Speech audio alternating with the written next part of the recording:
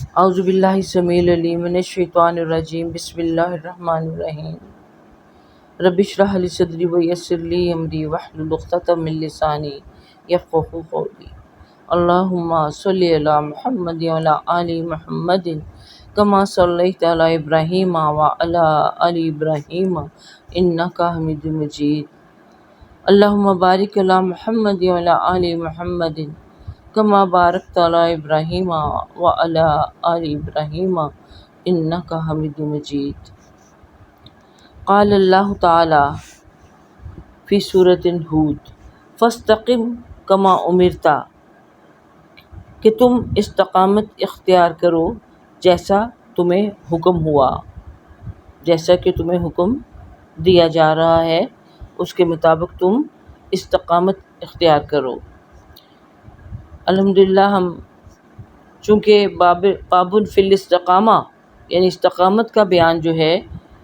وہ آج ہمارا ٹاپک ہے، تو اس کے لحاظ سے جیسا کہ آپ جانتے ہیں کہ ہم سب سے پہلے قرآن پاک کی آیات جو ہیں اس ٹاپک کے حوالے سے، وہ امام نووی جو کہ اس کتاب کے مؤلف ہیں وہ ان آیات کو لے کے آتے ہیں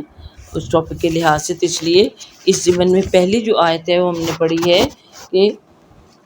فاستقم کما امرت، کہ استقامت اختیار کرو جیسا کہ تمہیں حکم دیا گیا ہے۔ استقامت کیا ہوتی ہے؟ اس کا مطلب ہوتا ہے ثابت قدم رہنا، جم کے رہنا، قائم رہنا، اور مراد اس سے کیا ہے کہ اسلام کے جو اوامر و نواہی ہیں، یعنی جن کاموں کا حکم دیا گیا ہے،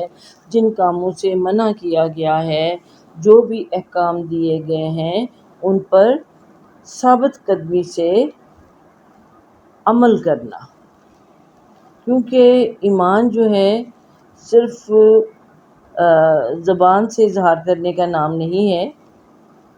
بلکہ اصل ایمان تو وہ ہوتا ہے جس کے ساتھ عمل بھی ہو۔ کہ ایمان کیا چیز ہے؟ یقین اللہ پر، اللہ کے رسول صلی اللہ علیہ وسلم پر جب ہمیں پکا یقین حاصل ہو جاتا ہے، اعتماد حاصل ہو جاتا ہے، اس کا نام ہے ایمان۔ اور جب کسی پر ہمیں اعتماد ہو جاتا ہے تو پھر ہم اس کی بات پر بھی بلا چنو چرا عمل کرتے ہیں۔ جیسا آپ کو کسی ڈاکٹر پہ اعتماد حاصل ہو جائے تو آپ لاکھ، اور آپ کو اسپیشلسٹ کا بتایا جائے، آپ کہتے ہیں میں اپنے جو فیملی ڈاکٹر ہیں انہیں کو دکھاؤں گی ہر چیز کے لیے، کیونکہ مجھے اس پہ اعتماد ہوتا ہے، یقین ہوتا ہے کہ وہ میری طبیعت کو جانتے ہیں، اس کے مطابق مجھے وہ گائیڈ کریں گے۔ تو اس طرح ایمان جب ہمارا پختہ ہو جاتا ہے اللہ اور اللہ کے رسول صلی اللہ علیہ وسلم پر، تو پھر ان کے جو احکام ہیں، ان کی جو باتیں ہیں، ان پر عمل کرنا بھی ہمارے لیے آسان ہو جاتا ہے۔ اور استقامت کیا ہے؟ پھر استقامت کیا ہے کہ اب ایمان جب ہمارا کامل ہو جاتا ہے، مکمل ہو جاتا ہے، تو یہ استقامت اس کی علامت ہے کہ اب جو جس بات پر یقین کیا،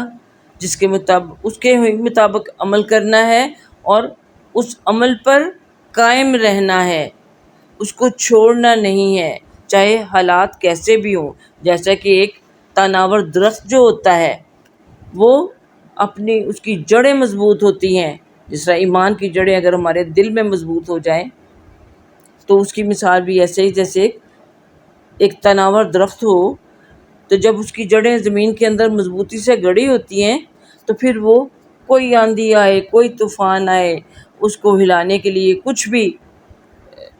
صورت پیدا ہو وہ اپنی جگہ سے نہیں ہلتا۔ اللہ تعالی ہمیں بھی دین پر استقامت اختیار کرنے کی توفیق عطا فرمائے۔ اب اگلی آیتیں، اب الحمدللہ ہم ریسنٹلی سورۃ حامیم السجدہ کی آیات یہ پڑھی ہیں ہم نے، اور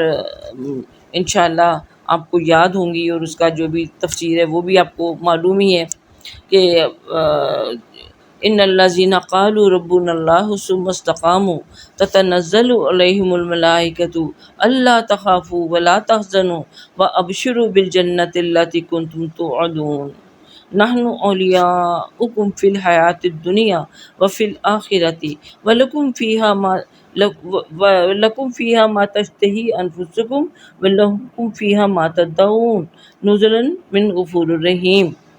کہ بے شک وہ لوگ جنہوں نے کہا کہ اللہ ہمارا رب ہے اور پھر اس پر جم گئے، استقامت اختیار کی کہ ہاں اللہ ہی ہمارا رب ہے، اور جب اللہ ہمارا رب ہے تو رب کا مطلب کیا ہوتا ہے؟ رب کون ہوتا ہے؟ مالک، خالق، پالنے والا، آقا، فرما روا، چھوٹے یعنی جب آپ چھوٹے ہوتے ہیں تو آپ کی ربوبیت کر کے، آپ کو پال پوس کے، آپ کا قد کاٹ جسم ہر چیز کو، ذہن کو اللہ تعالیٰ ہی کمال تک پہنچاتا ہے، یہ اس کی ربوبیت ہے۔ تو وہ لوگ جنہوں نے کہا کہ اللہ ہمارا رب ہے پھر اس پر جم گئے، تو ان پر اب ان کی استقامت کی بدولت فرشتے نازل ہوتے ہیں۔ کب؟ جب کہ ان کو کوئی پریشانی ہوتی ہے، کوئی مصیبت آتی ہے، تو اب فرشتے غیر محسوس طریقے سے ان کو آ کر دل میں یہ بات ڈال دیتے، جیسے کہ شیاطین دل میں بات ڈالتے ہیں، وسوسے ڈالتے ہیں، تو فرشتے اچھی باتیں ڈالتے ہیں، ان کو تسلیاں دیتے ہیں کہ غم نہ کرو اور نہ خوف کرو، تمہیں جنت کی خوشخبری ہو، وہ جنت جس کا تم سے وعدہ کیا گیا ہے۔ اور پھر مزید فرشتے کیا کہتے ہیں؟ ہم تمہارے دوست ہیں، اگر تمہیں دنیا والے چھوڑ گئے، فلاں عزیز تمہارا جدا ہو گیا تم سے، اللہ نے اس کو اپنے پاس بلا لیا، کاروبار میں نقصان ہو گیا، کوئی بھی پریشانی ہوگی، کوئی بات نہیں، ہم تمہارے ساتھ ہیں، دنیا کی زندگی میں بھی اور آخرت میں بھی۔ اور وہاں آخرت کی زندگی میں تمہارے لیے وہ سب کچھ ہے جس کی تم خواہش کرو گے، اور جو تم مانگو گے وہ سب تمہیں مل جائے گا۔ اور یہ کس کی طرف سے ہوگا؟ بخشنے والی اور رحم کرنے والی ذات کی طرف سے، مہمانی کے طور پر، کہ وہ اب اللہ تمہارا میزبان ہوگا اور تم اس کے مہمان کے طور پر جاؤ گے۔ تو وہ میزبان جب اللہ ہوگا تو مہمانی کیسی ہوگی؟ پھر سورۃ احقاف کی آیت بیان کی گئی ہے، وقال اللہ تعالی فی سورۃ الاحقاف ان الذین قالوا ربنا اللہ ثم استقاموا فلا خوف علیہم ولا هم یحزنون اولئک اصحاب الجنۃ خالدین فیہا جزاء بما کانوا یعملون۔ بلا شبہ وہ لوگ جنہوں نے کہا کہ اللہ ہمارا رب ہے اور پھر اس پر قائم رہے، تو ایسے لوگوں پر یعنی نہ دنیا میں اور نہ آخرت میں کوئی خوف ہوگا اور نہ ہی وہ غمگین ہوں گے۔ دیکھیں، انسان کو خوف ہوتا ہے مستقبل کا، غم ہوتے ہیں، پچھتاوے ہوتے ہیں ماضی کے۔ اللہ کے پاس جب انسان چلا جاتا ہے تو وہ ہر زمانے، وقت اور زمانے کی قید سے وہ آزاد ہو جاتا ہے، ٹائم اینڈ اسپیس کی لمٹ سے وہ باہر ہو جاتا ہے۔ اب نہ وہاں کوئی ماضی ہے نہ وہاں کوئی مستقبل ہے، وہاں تو حال ہی حال ہے، اور حال بھی اتنا خوبصورت کہ جو طلب کر رہے ہیں مل رہا ہے، مہمانی ہو رہی ہے اللہ کی طرف سے۔ تو نہ پیچھے کا غم کہ ہم نے یہ کیا کیا تھا، اب تو پچھتاوے، جو زندگی کے ساتھ غم لگے وہ پیچھے چھوڑ آئے، اللہ ان کی یاد ہی بلا دے گا، اور جنت میں آگے ہم خوف کس بات کا۔ اور جنت سے پہلے دنیا میں بھی ایسے لوگ جن کو اللہ تعالیٰ نفس مطمئنہ عطا کرتے ہیں، وہ ہر حال میں اللہ کی رضا پہ مطمئن رہتے ہیں۔ لہٰذا ایسے لوگوں کے بھی آپ ایسے اولیاء اللہ گزرے ہوں، نبی بھی اس طرح سے تو ہمیں وہ اللہ کے ولی نظر نہیں آتے، ان کے چہروں پہ نہیں لکھا ہوتا، لیکن وہ دل کے ولی ہوتے ہیں، اللہ سے ان کے ناطے جڑے ہوتے ہیں۔ ان کو بھی کیسے حالات ہو جائیں، خوشی ہو، غم ہو، ان کے اوپر کوئی وہ آپس سے باہر نہیں ہوتے۔ تو فرمایا کہ ایسے ہی لوگ ہیں جو کہ جنت میں جانے والے ہیں، جہاں وہ ہمیشہ رہیں گے، اور یہ جنت جو ان کو ملے گی ان کے ان اعمال کے بدلے میں ملے گی جو وہ دنیا میں کرتے رہے ہیں۔ آئیے اب احادیث کی طرف، استقامت کے بارے میں۔ یہ پہلی حدیث جو ہے یہ ان ابی عمرو وقیل ابی امرتا، یعنی سفیان بن عبداللہ رضی اللہ عنہ، کہ حضرت ابو عمر، اور بعض نے کہا کہ نہیں، ان کا نام ابی امرا تھا، یعنی بعض لوگ ہوتے ہیں جن کے دونوں ناموں سے وہ یعنی لوگ کو پکارتے ہیں، کہیں ان کا اسی نام کا تعارف ہوتا ہے، کہیں نام کا کوئی اور تعارف ہوتا ہے، یا اس کے جو تلفظ ہے اس پہ فرق آ جاتا ہے۔ بہرحال یہ تھے کون؟ سفیان بن عبداللہ، ابو عمرہ سفیان بن عبداللہ رضی اللہ تعالیٰ۔ ان سے روایت ہے کہ میں نے رسول اللہ صلی اللہ علیہ وسلم سے عرض کیا کہ مجھے اسلام کے متعلق ایسی بات بتائیں کہ اور کسی سے آپ کے علاوہ میں سوال نہ کروں، یعنی ایسا جامع مجھے جواب دیجئے کہ اس کے بعد مجھے کسی سے بھی اس چیز کے بارے میں سوال کرنے کی ضرورت نہ رہے، نہیں اسلام کے متعلق کوئی مختصر اور جامع بات بتائیے۔ تو آپ صلی اللہ علیہ وسلم نے فرمایا کہ تم کہو کہ آمنت باللہ، کہ میں اللہ پر ایمان لایا، ثم استقم، پھر اس پر استقامت اختیار کر لو، کہ زبان سے اظہار کرو کہ میں اللہ پر ایمان لایا، اور پھر اس پر جم جاؤ۔ اب یہ استقامت، جیسے کہ میں نے پہلے عرض کیا کہ یہ اسلام کی روح ہے، کہ ایک کام کو اگر کرنا شروع کریں تو مستقل مزاجی سے کریں، ورنہ پھر دیکھنے والوں کے لیے بھی وہ انسان مذاق کا نشانہ بن جاتا ہے کہ دیکھو ابھی تو بڑا عبادت گزار بنا ہوا تھا، تو پھر سب کچھ چھوڑ بیٹھا ہے۔ یا کوئی بھی کام ہو، آپ کو شوق آیا کسی بھی چیز کا، کسی مشغلہ کوئی ہے آپ نے اپنایا، وہ شروع کیا، کو پینٹنگ شروع کی، ادھوری چھوڑ دی، مکمل نہ کیا، اس کو نہ کیا، کھانا بنانا شروع کیا، اس کو ادھورا چھوڑ دی، میں تھک گئی ہوں اب نہیں میں کر سکتی، کسی چیز کی ایمبرائڈری شروع کی، وہ چھوڑ دی، تو دیکھنے والے اس کا مذاق اڑانے لگتے ہیں کہ یہ کیسا ہے کہ جو کام کوئی پورا ہی نہیں کر سکتا۔ وجہ کیا ہے؟ اس کے اندر استقامت نہیں ہے، وہ مستقل مزاجی نہیں ہے، کنسسٹنسی جس کو کہا جاتا ہے وہ اس کے اندر نہیں ہے۔ دیکھیے یہ جو یہود و نصارہ تھے، قرآن میں ذکر آتا ہے نا، وہ بھی کہتے تھے اپنے جو ان کے بھائی بندے تھے کہ ایسے کرو تم مسلمانوں کو نیچا دکھانے کے لیے صبح اسلام قبول کر لو اور شام کو واپس اپنے دین میں آ جاؤ، اور پھر لوگوں کو کہہ دو کہ کچھ بھی نہیں، ہاں میں نے اختیار کیا تھا دین اسلام، لیکن مجھے کوئی ایسی خاص بات اس میں نظر نہیں آئی، اس لیے میں پھر واپس آ گیا۔ اس سے ان کا کیا مقصد تھا کہ دوسرے لوگ جو دیکھنے والے ہیں ان کے اوپر اس کا ایک نیگیٹو اثر ہو، اور وہ کہیں کہ اچھا واقعی اسلام اس قابل نہیں ہے کہ وہاں اس کو قبول کیا جائے، اور اگر قبول کر لیے تو پھر قبول کر کے چھوڑنا ہی ہے، تو پھر کیا فائدہ۔ تو یوں وہ لوگوں کو بھٹکانے کے لیے، گمراہ کرنے کے لیے اس طرح کے ہتھ کنڈے استعمال کرتے تھے۔ تو اب ہمیں اس حدیث سے یہی سبق مل رہا ہے کہ ہم بھی اگر کوئی کام شروع کریں تو پھر پوری مداومت کے ساتھ لگاتار اس کو کیا جائے۔ اس لیے نبی کریم صلی اللہ علیہ وسلم نے فرمایا ہے نا کہ مسلمان کا جو عمل ہے وہ رمجم برستی بارش کی طرح ہونا چاہیے، کہ جو مسلسل برستی ہے، چاہے تھوڑی تھوڑی ہوتی ہے، برستی رہتی ہے، یہ نہیں ایک دم سے بارش کا چھینٹا پڑا زبردست قسم کا اور اس کے بعد ختم، اور پھر انتظار میں بیٹھ کے اب بارش ہوگی، نہیں، لگاتار، اور اس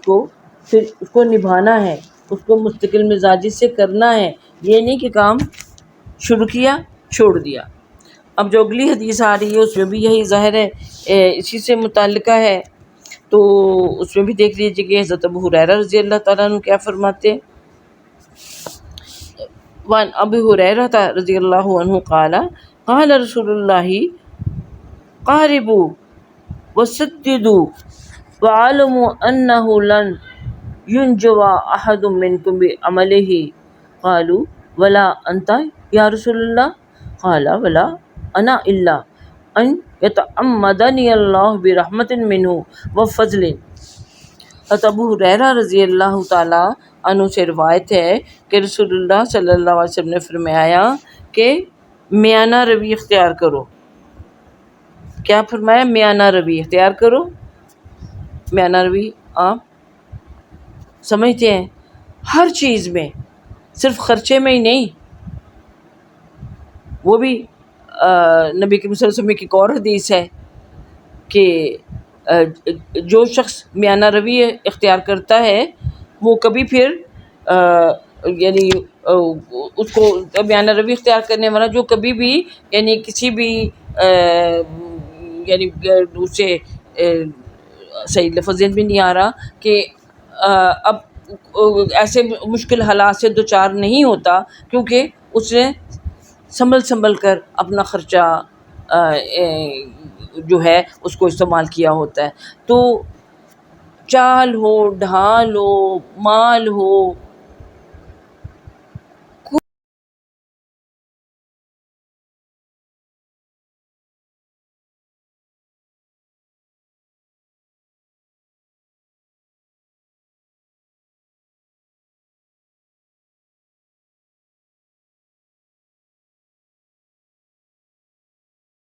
کوئی بھی کام ہو، اس میں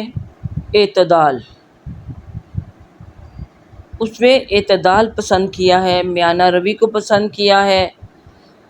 وہ اس لیے کہ ایک دم جوش سے کو کام ہوا پھر چھوڑ دیا، نہیں، سوچ سنبھل کے شروع کرو اور اس کے بعد اس کو اپنائے رکھو۔ یہ نہیں کہ ایک دفعہ بہت سے لوگ جیسے ہیں کہ وہ جوش میں آئے تو لمبی لمبی تہجدیں پڑھنے شروع کری، کسی درس میں گئے، کوئی لیکچر سنا یعنی عبادات کی فضیلت کے بارے میں یا خرچ کرنے کے بارے میں، یا کسی تو وقتی جوش آیا، خرچ بھی کر لیا، نمازیں بھی پڑھ لیں، ہاں، اور پھر چھوڑ دیا۔ وقت گزرا، وہ جو تاثر تھا اس لیکچر کا یا اس محفل کا یا اس شخصیت کا جس سے وہ بات سنی تھی،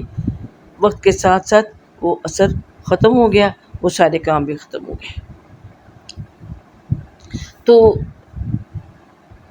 آپ صلی اللہ علیہ وسلم سے بھی دیکھیے کچھ لوگوں نے آ کے جیسے پوچھا تھا کہ ایک وہ شخص ہے کہ جو بہت نفل پڑھتا ہے، مگر بلکہ دو عورتوں کا بھی مثال تھی، بھی حدیث میں ملتی ہے کہ وہ بہت نفلی عبادات کرتی ہے مگر پڑوسیوں کا خیال نہیں رکھتی۔ تو ایک وہ ہے جو کہ صرف فرض ادا کرتی ہے اور اس کے ساتھ ساتھ حقوق العباد جو ہیں وہ بڑے خوبصورت طریقے سے اس کی ادائیگی کرتی ہے، تو دوسروں کی خدمت کرتی ہے۔ تو ان دونوں میں سے افضل کون ہے؟ تو آپ صلی اللہ علیہ وسلم نے فرمایا تھا کہ وہ جو کہ فرائض کے ساتھ دوسروں کی خدمت بھی کرتا ہے، وہ افضل ہے۔ اور ہمارا ظاہر اسلام جو ہے پوری کی پوری ایک اعتدال کی زندگی کا نقشہ ہمارے سامنے لاتا ہے۔ وہ 3 صحابیوں کا واقعہ پھر دوہرا لیجئے کہ نبی صلی اللہ علیہ وسلم نے بتایا کہ دیکھو میں شادیاں بھی کرتا ہوں، بیویاں رکھتا ہوں، میں روزے بھی رکھتا ہوں، میں راتوں کو جاگتا ہوں بھی، لیکن یہ کہ جاگتا ہی رہتا ہوں اور پھر باقی کاموں سے غافل ہو جاتا ہوں۔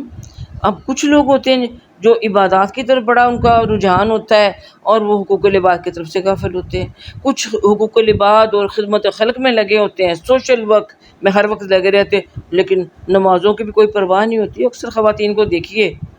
ہم دیکھتے ہیں کہ جو سوشل ورک کرنے والی ہماری بہنیں ہیں ان کے اندر یہ بڑا فقدان پایا جاتا ہے، نہ پردے کا خیال ہے، نہ ان کو نمازوں کا جو کہ اتنی اہمیت رکھنے والی چیزیں ہیں ان کا خیال ہے، تو وہ ان سے غافل ہو جاتی ہیں۔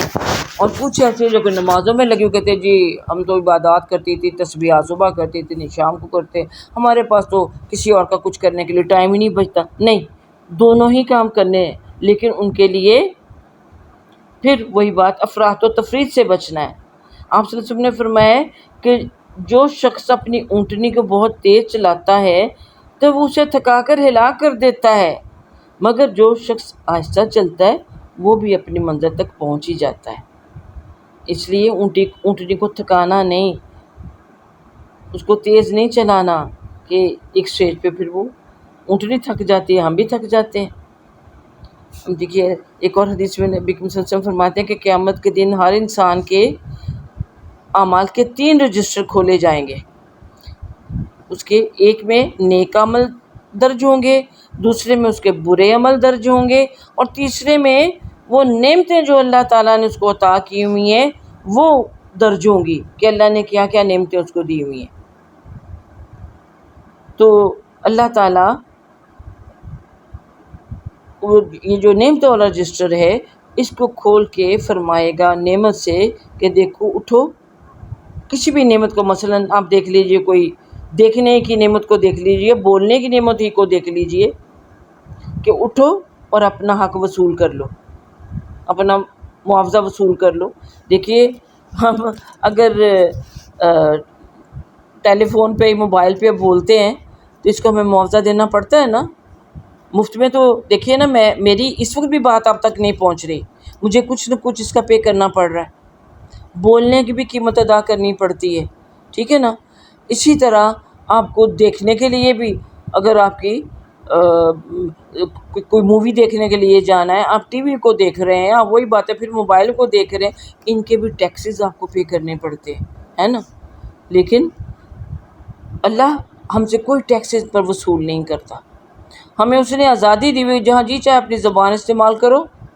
جیسے جی چاہو اپنی آنکھوں استعمال کرو، کوئی ہمارے لیے کوئی بل نہیں ہمارے سامنے پیش کیا جاتا۔ لیکن اس وقت اللہ تعالیٰ نعمتوں کی قدر اور احساس دلانے کے لیے کسی بھی نعمت سے کہے گا کہ اٹھو بھائی، تم سے جو کام یہ شخص لیتا رہا ہے ذرا اس کا بل تو اس کو دکھاؤ کہ اگر اس کو دنیا میں دینا پڑتا تو وہ کتنا ہوتا۔ تو اب بولنے کی نعمت اٹھے گی مثلا تو اس کے سارے نیک اعمال اٹھا لے گی، ظاہر ہے وہاں کوئی آپ کے پاس کوئی کریڈٹ کارڈ نہیں ہے، کوئی آپ کے پاس کوائنز نہیں ہے، کوئی کرنسی نہیں ہے، کچھ بھی نہیں دینے کے لیے، تو وہ کیا کرے گی؟ اپنا بل وصول کرنے کے لیے نیک عمل اٹھا لے گی۔ آنکھوں کی نعمت ہے، وہ اپنا بل اٹھا لے گی۔ اب دیکھیے جب جسم کے اعضاء جو ہیں، ایک ایک عضو جو ہے، دیکھیے اس کا ہم کس طرح بے محابہ استعمال کرتے ہیں اور ہمیں اس کے لیے کوئی پیمنٹ نہیں کرنی پڑتی۔ ہمارے ٹانگیں ہیں، ہمارے ہاتھ پاؤں ہیں، ہمارے دل کی جو دھڑکن ہے، کچھ دیتے کچھ بھی نہیں۔ اور دیکھیے جن کی ریگولر ہو جاتی ہے تو اس کے لیے وہ پیس میکر لگایا جاتا ہے، وہ کتنا مہنگا پروسیجر ہوتا ہے، وہ سارے اور تکلیف دہ الگ جگہ، اور پھر وہ نیچرل چیز جو ہوتی ہے وہ نیچرلی ہوتی ہے۔ ایک دانت بھی آپ لگوانے جائیں ذرا ڈینٹسٹ سے تو سمجھ آ جاتی ہے کہ دانت کتنے اہم ہیں اور کتنے قیمتی ہیں۔ تو وہ جو نعمت ہے وہ ساری کی ساری اس کی نیکیاں اٹھا لے گی۔ تو صحابہ کرام رضی اللہ تعالیٰ عنہ کی بات سن کر بڑے حیران ہوئے، تو پھر انسان کے پاس رہ کیا جائے گا؟ تو بتانا مقصود کیا تھا کہ اللہ تعالیٰ نے جو ہمیں نعمتیں دی ہوئی ہیں ان کا بھی ہم بے دریغ استعمال نہ کریں،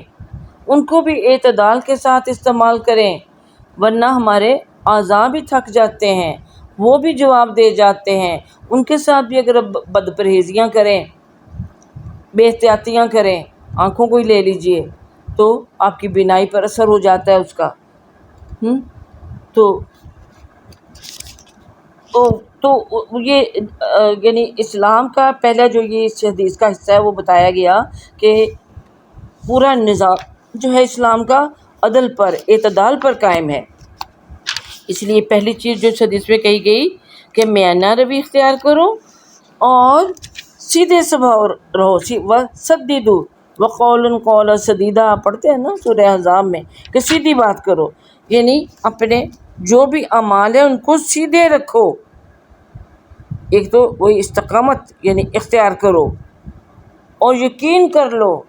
کہ تم میں سے کوئی شخص صرف اپنے عمل سے نجات نہیں پا سکتا۔ اللہ کے ہاں کوئی بھی شخص اپنے صرف عملوں کی بنا پر کہ میں بڑی نمازیں پڑھ کے آئے، میں نے بڑے عمرے کی، حج کیے، میں نے بڑے روزے رکھے، بڑے صدقات خیرات کیے، تو میں تو پورے نمبر لے لوں گا۔ لیکن آپ صلی اللہ علیہ وسلم نے کیا فرمایا کہ کوئی بھی اپنے عمل کی بنا پر نجات نہیں پائے گا۔ تو اس بات پہ صحابہ کرام حیران ہوئے اور عرض کیا کہ یا رسول اللہ صلی اللہ علیہ وسلم، کیا آپ کے عمل بھی اس قابل نہیں کہ آپ صرف عملوں کے بلبوتے پر جنت میں داخل ہو سکیں؟ تو فرمایا کہ ہاں، میں بھی نہیں، مگر یہ کہ اللہ تعالیٰ مجھے اپنی رحمت اور فضل سے ڈھانپ لے کہ میں بھی جنت میں اس کی رحمت اور فضل کی بدولت ہی جا سکوں گا۔ اس لیے آپ صلی اللہ علیہ وسلم نے ہمیں بھی تو یہ کہا ہے کہ اللہ تعالیٰ سے اس کا فضل مانگتے رہے کہ اللہم انی اسألک من فضلک، کہ اللہ اپنا فضل عطا کر، کیونکہ جنت کے بھی جو دروازے ہیں 8 دروازے ہیں، 7 دروازے تو اعمال کے لحاظ سے ہیں اور 8واں دروازہ اللہ کے فضل کا ہے، اور لگتا ہے کہ زیادہ لوگ تو اللہ کے فضل سے ہی جنت میں جائیں گے، اگر رسول پاک صلی اللہ علیہ وسلم بھی ہمیں یہ کہہ رہے ہیں۔ تو اسی طرح میزان میں جب اعمال تولے جائیں گے اور اگر نیکیاں کچھ کم ہوئیں تو اللہ کی رحمت جو ہے وہ وزن کو بڑھا دے گی۔ تو اس سے ہمیں پتہ یہ چلتا ہے کہ ایمان کے ساتھ اگرچہ عمل کی اہمیت اپنی جگہ ہے، میں پھر بھی ہمیں پورا یعنی اپنے عمل پر ہی بھروسہ نہیں ہونا چاہیے کہ میرے عمل مجھے لے جائیں گے۔ بعض اوقات ہمارے اعمال میں کوئی کوتاہی ہو جاتی ہے، ہمیں پتہ بھی نہیں چلتا، کسی وجہ سے ہمارا عمل جو ہے اللہ قبول نہیں کرتا، کوئی اس میں کوتاہی ہو جاتی ہے، تو اس طرح سے وہ ہمارا عمل برباد ہو جاتا ہے۔ اس لیے عمل بھی کریں، دعا بھی کریں کہ ہمارا عمل مقبول ہو جائے، ہمارا عمل اللہ کی بارگاہ میں قبول ہو جائے۔ اور یہ بھی چیز ہمیں مد نظر رکھنی چاہیے کہ ہر عمل کرنے سے پہلے ہمیں اس میں اخلاص کو شامل کرنا ضروری ہے کہ خلوص نیت کے ساتھ کریں اور صرف اللہ کے لیے کریں، کیونکہ اگر آپ کی نیت صرف اللہ کے لیے یعنی خالصتاً اللہ کی رضا کے لیے نہیں ہوگی تو بڑے سے بڑا عمل بھی جو ہے وہ بھی ریجیکٹ ہو جائے گا۔ اللہ تعالیٰ ہمیں محفوظ رکھے اس سے۔ تو اس ضمن سے میں تو یہ 2 ہی ہمیں احادیث مل رہی ہیں۔ آگے ہمارا جو باب ہے وہ نیا شروع ہو گیا ہے، اور وہ باب کیا ہے؟ باب فی التفکر فی عظیم مخلوقات اللہ تعالی و فناء الدنیا و احوال الآخرۃ و سائر امورہما و تقصیر النفس و تہذیبہ و حملہا علی الاستقامہ۔ اللہ تعالیٰ کی عظیم مخلوقات میں غور و فکر کرنا، یعنی اللہ کی جو تخلیقات، اللہ جو چیزیں پیدا کی ہیں ان میں غور و فکر کرنا، دنیا کے فانی ہونے کی طرف توجہ کرنا، اور آخرت کی جو ہولناکیاں ہیں ان کو مد نظر رکھنا، ان کے علاوہ جو دیگر معاملات ہیں، نفس کی کوتاہیاں ہیں، اور تو نفس کی جو یعنی اس کی تہذیب، اس کو سنوارنے کے لیے ہم کیا کر سکتے ہیں اور کس طرح سے اپنے آپ کو استقامت پر آمادہ کر سکتے ہیں، اس کے بارے میں پہلے چند ایک یہ آیات حسب سابق بیان کی گئی ہیں، اور اس کے بعد احادیث شروع ہوگی۔ تو اس ضمن میں جو ہیں وہ آیات وہ ہیں، سب سے پہلے قال اللہ تعالی انما اعظکم بواحدۃ ان تقوموا للہ مثنی وفرادا ثم تتفکروا۔ اللہ تعالیٰ نے فرمائی، یہ سورہ سبا کی آیت ہے، کہ بے شک میں تمہیں ایک ہی بات کی نصیحت کرتا ہوں کہ تم اللہ کے لیے کھڑے ہو جاؤ، 2 اور 1، اکیلے کے لیے اکیلے بھی غور و فکر کرو، اور 2 یعنی دوسروں کے ساتھ شیئر کرو، کہتے ہیں کہ شیئر کر کے بھی دوسرے جو اپنے احباب ان کے ساتھ، اور مل کے بھی غور و فکر کرو، اللہ کی یہ جو کائنات ہے اس کی طرف توجہ کرو۔ بار بار دیکھیے قرآن ہمیں غور و فکر کی طرف متوجہ کر رہا ہے، وہ حدیث میں بھی کہا گیا نا کہ ایک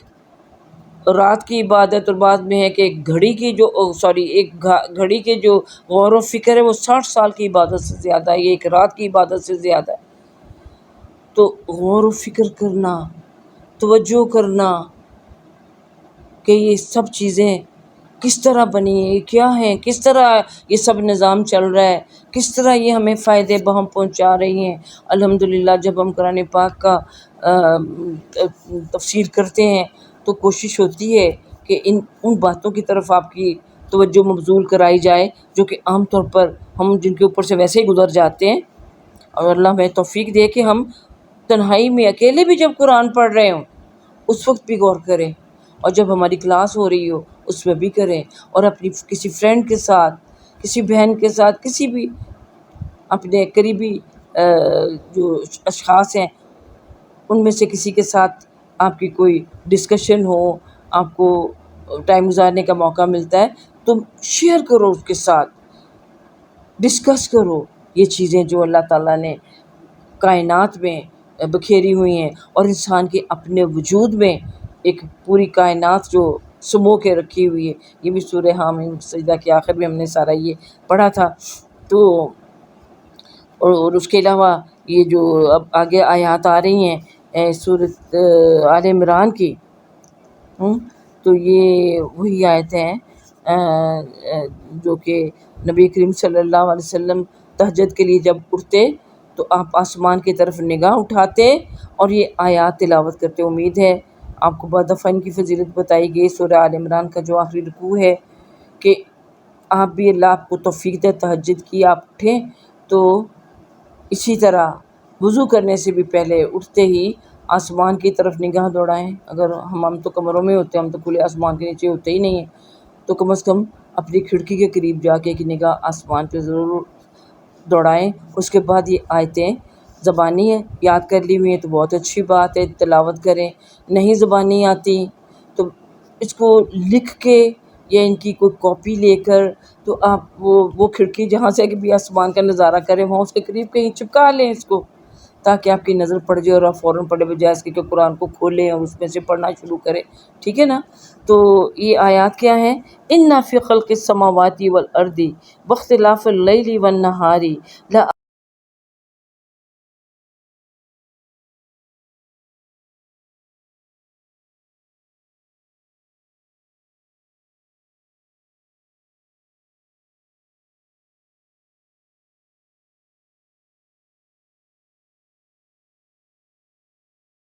آیات لِأُولِي الْأَلْبَابِ الَّذِينَ يَذْكُرُونَ اللَّهَ قِيَامًا وَقُعُودًا وَعَلَىٰ جُنُوبِهِمْ وَيَتَفَكَّرُونَ فِي خَلْقِ السَّمَاوَاتِ وَالْأَرْضِ رَبَّنَا مَا خَلَقْتَ هَٰذَا بَاطِلًا سُبْحَانَكَ فَقِنَا عَذَابَ النَّارِ۔ تو باقی آگے رکوع پورا کر لیجئے۔ تو اس میں کیا کہا گیا ہے کہ اللہ تعالیٰ نے فرمایا کہ بے شک آسمانوں اور زمین کی پیدائش یعنی ان کی جو تخلیق ہے، اور دن اور رات کے آنے جانے میں، اب تہجد کا جو وقت ہوتا ہے اس وقت رات کی تاریکی جو ہے اب آہستہ آہستہ وہ پاؤں پھٹنے کے قریب ہوتی ہے اور وہ روشنی کی طرف اس کا سفر جاری ہو جاتا ہے۔ تو فرمایا کہ دن رات کے آنے جانے میں عقل مندوں کے لیے، یعنی وہ لوگ جو کہ عقل سے کام لینے والے، عقل کی نعمت سے، پیچھے نعمتوں کا ہم نے ذکر کیا ہے تو عقل کی نعمت کا تو ذکر ہی نہیں کیا، ورنہ جتنی بڑی یہ نعمت ہے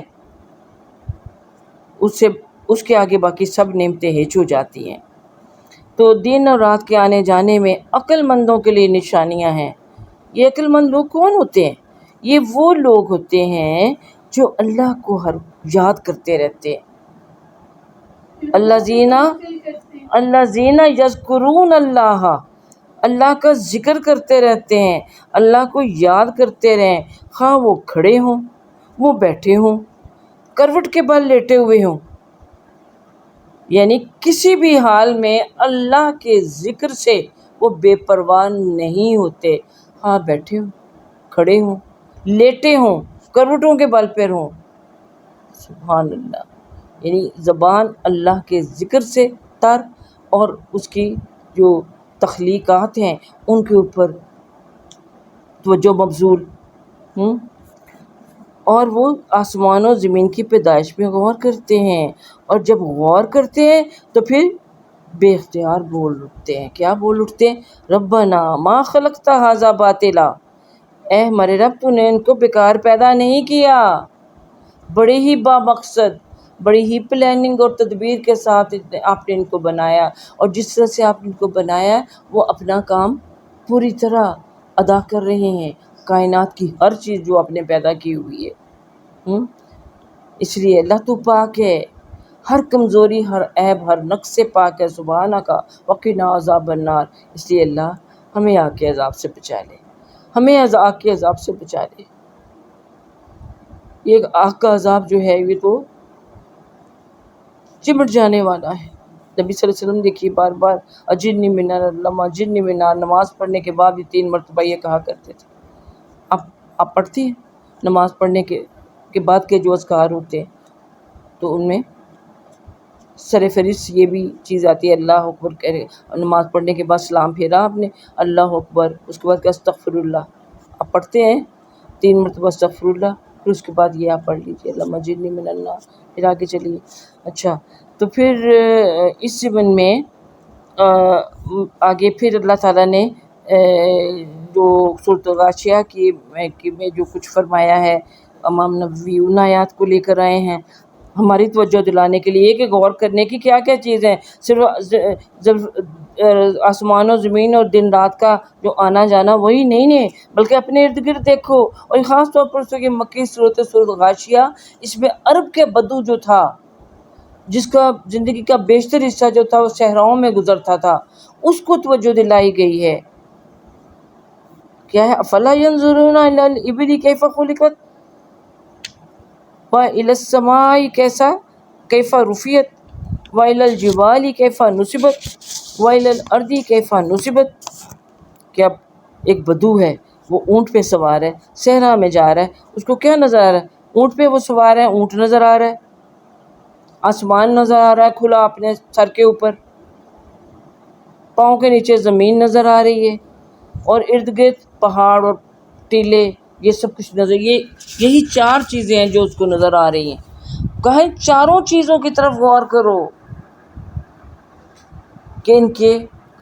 کیا کیا فائدے، کس طرح سے اللہ نے بنائے سب۔ یہ تمہارا اونٹ دیکھو، اس کی لمبی ٹانگیں دیکھو، اس کی جو ریتلی زمین کے اندر دھنس بھی جائیں تو باہر نکل آ جاتی ہیں، اس کی لمبی گردن دیکھو کہ کسی دور دراز کسی ٹیلے میں سے بھی اگر کوئی جھاڑی کا سرا نظر آ جائے تو وہاں تک بھی اس کی گردن پہنچ جاتی ہے، اور وہاں سے یہ اپنی خوراک حاصل کر لیتا ہے۔ آسمان کی طرف دیکھو، یہاں انہی چیزوں کی طرف چلے جائیں تو ہماری سارا وقت اسی میں خرچ ہو جائے گا۔ چلیے سورہ غاشیہ میں سے آپ خود بھی کھول کے ذرا یہ آیات پڑھ لیجئے تو غور و فکر کے بہت سی چیزیں آپ کو نظر آئیں گی اس پہ۔ تو اب ان آیات کے بعد اگلا جو باب ہے وہ ہے نیکیوں میں جلدی کرنا، نیکیوں میں جلدی کرنا، اور جو آدمی کسی خیر کی طرف متوجہ ہو اس کو چاہیے کہ بلا تردد خیر کی طرف کوشش سے متوجہ رہے۔ پہلی بات کیا، دیکھیے پیچھے آپ کہیں گے احادیث، انہوں نے امام نووی میں صرف احادیث بیان کی ہیں پچھلے باب کے ضمن میں، صرف آیات بیان کی ہیں، احادیث نہیں۔ لیکن اب جو یہ 10واں باب ہے، یہ باب ہے نیکیوں میں جلدی کرنا، اور جو بھی شخص کسی خیر کی طرف متوجہ ہو، نیکی کا کام کرنا چاہے تو اس کو چاہیے کہ وہ بغیر شک و شبے کے اس خیر کے کام کو انجام دے دے۔ ٹھیک ہے، تو اس ضمن میں سب سے پہلے تو سورۃ البقرہ کی آیت کا یہ چھوٹا سا ٹکڑا پیش کیا گیا ہے۔ قال اللہ تعالیٰ فی سورۃ البقرہ فاستبقوا الخیرات، کہ نیکی کے کاموں میں، بھلائی کے کاموں میں سبقت حاصل کرو، ایک دوسرے سے آگے بڑھ جاؤ، پیچھے نہ رہو۔ دنیا کے کاموں میں ایک دوسرے سے آپ آگے بڑھنے کی ہماری بڑی دوڑ لگی ہوتی ہے نا، تو اللہ تعالیٰ نے کیا فرمایا تھا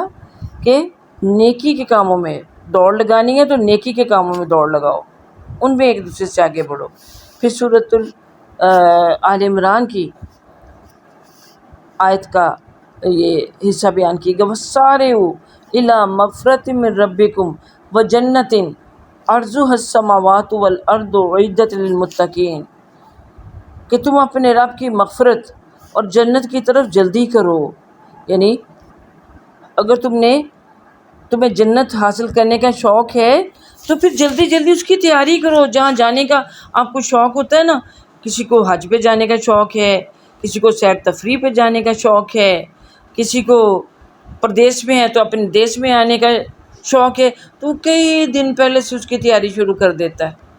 ابھی بہت ٹائم پڑا ہوتا ہے لیکن اس میں جلدی کرتا ہے کہ میں جلدی سے کر لوں، اور جہاں جانے کو دل نہیں چاہ رہا ہوتا وہ ٹال مٹول میں لگا رہتا، اچھا کر لوں گی ہو جائے گا۔ تو وہ جو جنت کے شوقین ہوتے ہیں، اللہ ان کو متوجہ کر کے فرما رہے ہیں کہ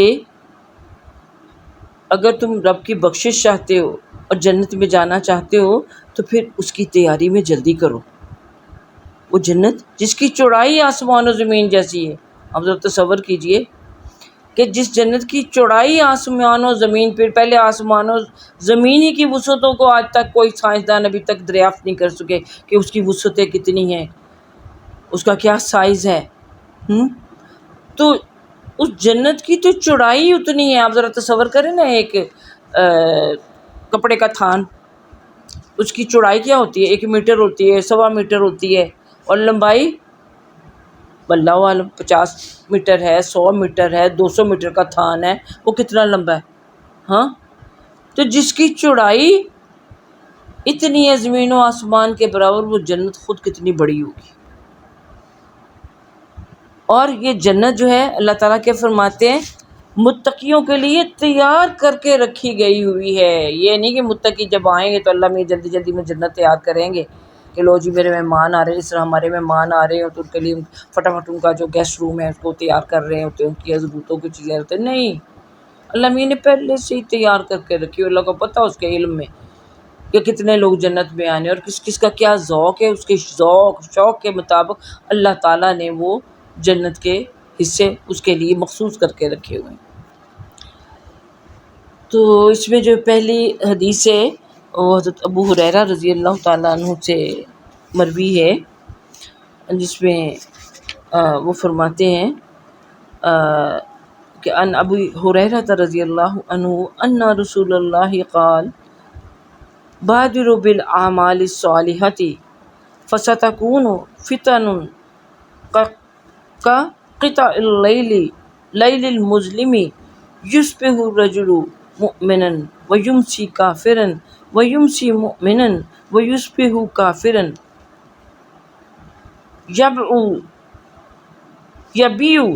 يبيع دينه بأرض من الدنيا۔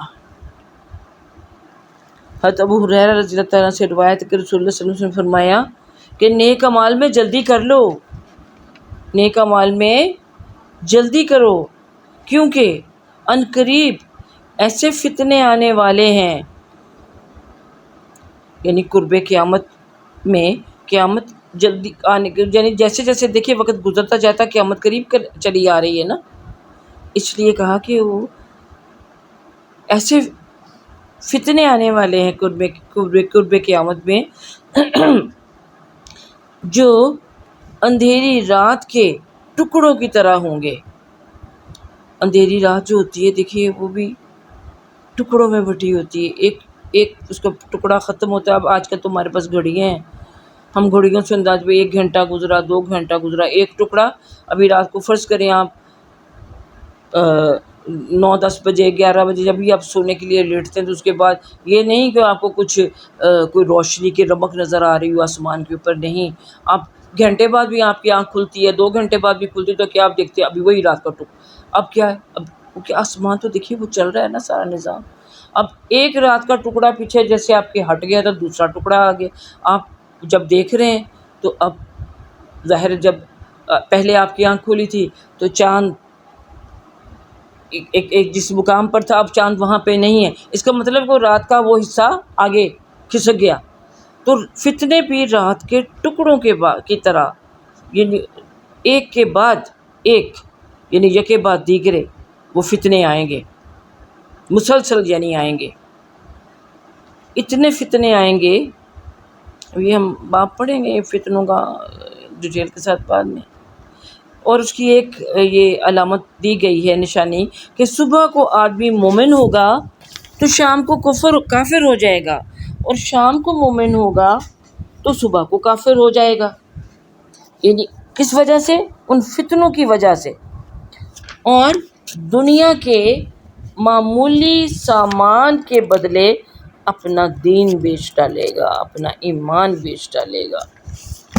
اب کیا سمجھ میں آئی اس سے؟ کہ انسان کی طبیعت کے اندر بھی تبدیلی ہوتی رہتی ہے. اس لیے جس طرح کہ رات کے ایک کے بعد دوسرا ٹکڑے آتے ہیں، اس طرح سے انسان کے اندر بھی اگر وہ کوئی نیک کام کرنا چاہتا ہے تو اسے چاہیے کہ وہ جلدی سے کر لے، کیونکہ ابھی اس کا موڈ بنا ہوا ہے کچھ نیک کام کرنے کا، اور رات کو آپ ارادہ کر کے سوتے ہیں اچھا میں کوئی کتاب کوئی حدیث پڑھتے پڑھتے اس طرح یہ آپ سن رہے ہیں، سنتے سنتے آپ کو نیند آ جاتی تو آپ کہتی ہیں اچھا میں صبح اٹھ کے تو میں بھی اتنا صدقہ کروں گی، یا میں یہ فلاں نیک کام کروں گی، یا انشاءاللہ میں تہجد کے لیے اٹھوں گی. لیکن وہ تہجد کے لیے الارم بھی آپ لگاتی ہیں، وہ بجتا رہتا ہے، شیطان آپ کے اوپر سستی ڈال دیتا ہے، وہ نماز بھی رہ جاتی ہے. پھر اسی طرح وہ جو آپ نے خرچ کرنے کا ارادہ کیا تھا رات کو، وہ صبح ہوئی تو آپ نے یہی ذہن میں اچھا ابھی تو میں نے فلانا کام بھی کرنے تھا، لو اب تو موسم چینج ہو رہا ہے تو ابھی تو نئے وہ جو کپڑے رکھے ہوئے ہیں چلو خریدنے نہیں، تو جو رکھے ہیں ان کو سلوانا ہے، درزی کو اتنے پیسے تبھی میں نے یہ خرچ کر لیے، تو پھر کیا ہوگا؟ تو پھر وہاں پہ آپ رک جاتے ہیں. اس لیے بہتر ہے کہ جیسے ہی آپ نے سوچا اس کام کو کر لیں. نیک کام کا سوچا اس کو پینڈنگ نہ رکھیں بلکہ اس کو کر گزریں، پتہ نہیں پھر موقع ملے گا نہ موقع ملے. اس لیے کہ بعض اوقات چھوٹا سا کام بھی یا چھوٹی سی چیز بھی انسان کے لیے آزمائش بن جاتی. اب آپ نے سوچا کہ بھی میں چلو کسی کا خدمت کا کام ہے یا کوئی نفل پڑھنے کی بات ہے، چلو جب میں صبح سے پڑھنے شروع کروں گی، میں کل یہ ارادہ کر رہے ہیں کہ میں اب سے تہجد شروع کروں گی، یا میں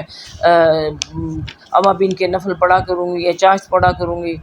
اب کوئی پتہ نہیں کل کو اچانک اللہ نہ کرے کوئی فیملی میں ایمرجنسی ہو جاتی ہے، آپ کے رہ جاتے ہیں، آپ کی اپنی صحت جو ہے وہ طبیعت خراب ہو جاتی ہے، آپ سے اٹھا ہی نہیں جاتا. تو جو بھی کام ہے وہ مقصود یہاں ہے یہ ہے کہ ہم اس کو کر لیں، ایسا نہ ہو کہ وہ کام رہ جائے. کوئی فتنے، اب ظاہر ہے شیطان سے بڑھ کر فتنہ انگیز کون ہو سکتا ہے جو ہمارے دلوں میں وسوسے ڈال دیتا ہے یا ایسی ہمارے لیے رکاوٹیں پیدا کر دیتا ہے کہ ہم وہ کام کر ہی نہیں سکتے. اور پھر ایسا بھی ہے کہ جو قیامت قریب ہوتی چلی جا رہی ہے، لوگ مادہ پرست ہوتے جا رہے ہیں، مال و دولت کی محبت دلوں میں بڑھتی چلی جا رہی ہے، اور اس مال و دولت جو ہے دنیا کی، اس کے لیے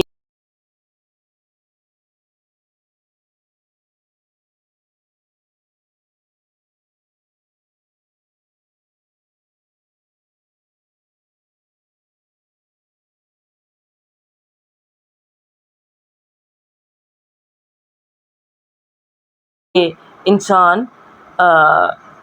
بہت سی چیزیں جو ہیں اپنا آرام تک دیکھیے قربان کیا ہوا ہے، آرام کی ہے، فیملی لائف قربان کی ہوئی ہے. بچوں کے ساتھ تسلی سے بیٹھ کے کھانا بھی نہیں کھا سکتے، ہاتھ میں موبائل، ساتھ ہی بیل، کوئی بات بڑی اچھی چل رہی ہے، فون کی بیل بج گئی، کوئی کاروباری کوئی بات، کوئی ایسا فون آ جاتا ہے، اچانک کوئی بلا لیتا ہے، کوئی میٹنگ، کوئی کچھ بھی، تو یعنی وہ سکون نہیں ہے، رات کو سکون نہیں ہے پوری طرح سے کہ بھی آپ کا دماغ جو ہے اسی طرف ہے یا جوڑ توڑ میں ہی لگا رہتا ہے کہ کس طرح سے میں کروں. اگر آپ کہیں جاب کرتے ہیں کسی جگہ تو اس کی جو سارے سیاست چل رہی ہوتی ہے وہ بھی آپ کے دماغ میں رات بھر چلتی رہتی ہے. تو کیونکہ آپ اس چکر میں ہی رہتے ہیں کہ بھی کس طرح سے میری پروموشن ہو جائے، اگر فلاں کی نہ ہو تو پھر تو میری ہو جانا آسان ہو جائے گی، یعنی اس طرح سے وہ ہوتا رہتا ہے. اور اسی طرح دیکھیے لوگوں کا پھر جو یہاں خاص طور پہ بیان کیا کہ صبح کو مومن ہوں گے تو شام کو کافر ہو جائیں گے، یا شام کو مومن ہوں گے تو صبح کو کافر ہو جائیں گے. اب کسی کے ساتھ وعدہ کیا کوئی کام کرنے کا کہ یہ کر لیں گے لیکن شام کو مکر جائیں گے. کسی کے ساتھ کو کاروباری ڈیل کیے اس سے مکر جائیں گے، یعنی وہ تو اب کفر کے درجے تک پہنچ جاتے ہیں. اسی طرح اپنا جو ایمان ہے، اللہ نہ کرے کہ سیاسی آزمائش پہ مبتلا ہو جاتا ہے انسان کہ یہ پیروں فقیروں کے پاس جو عملیات کرنے والے، تعویذ گنڈے کرنے والے، ان کے پاس چلے جا رہے ہیں. ایسی آزمائش کوئی آ گئی. اچھے بھلا مومن جو ہوتے ہیں اس طرح کے کر کے اپنے آپ کو کفر میں مبتلا کر لیتے ہیں. اور دیکھیے جیسے جیسے قیامت قریب آتی چلی جاتی ہے اس طرح کے جو کام ہیں وہ ہم دیکھتے ہیں کہ بڑھتے چلے جا رہے ہیں، وہ دن بدن بڑھتے چلے جا رہے ہیں. لوگ انہی کاموں میں مصروف ہو گئے تاکہ اپنا مطلب جو ہے وہ پورا ہو جائے. باقی سب بے شک جا رہے ہیں بھاڑ میں تو جاتے پھرے. اچھا تو ایک اور یہ جو ہمارا باب تھا اس میں یہ چیز میں بتایا کہ جب آپ کسی نیکی کے کام کا ارادہ کریں تو پھر اس میں کسی قسم کا شک نہ آنے دیں. ہمیں کہا گیا نا کہ فَإِذَا عَزَمْتَ فَتَوَكَّلْ عَلَى اللَّهِ کہ جب کسی کام کے نیکی کے کام کا عزم کر لو تو اب اس کو اسی لیے جلدی کر لو کہ پھر اس میں کوئی کسی قسم کی آپ کی جو نیت ہے اس میں خلل نہ آ جائے، ارادہ متزلزل نہ ہو جائے، آپ کسی شک میں نہ پڑ جائیں کہ میں جس کو یہ رقم دینے جا رہی ہوں صدقہ کرنے، پتہ نہیں وہ مستحق بھی ہے کہ نہیں ہے، چلو ذرا میں اور سوچ لوں، دیکھتی ہوں کوئی اور ڈھونڈ لے، شاید اس سے بھی زیادہ کوئی وہ، یعنی اس طرح کی اینچ پینچ میں ہم وقت ضائع کرتے رہتے ہیں.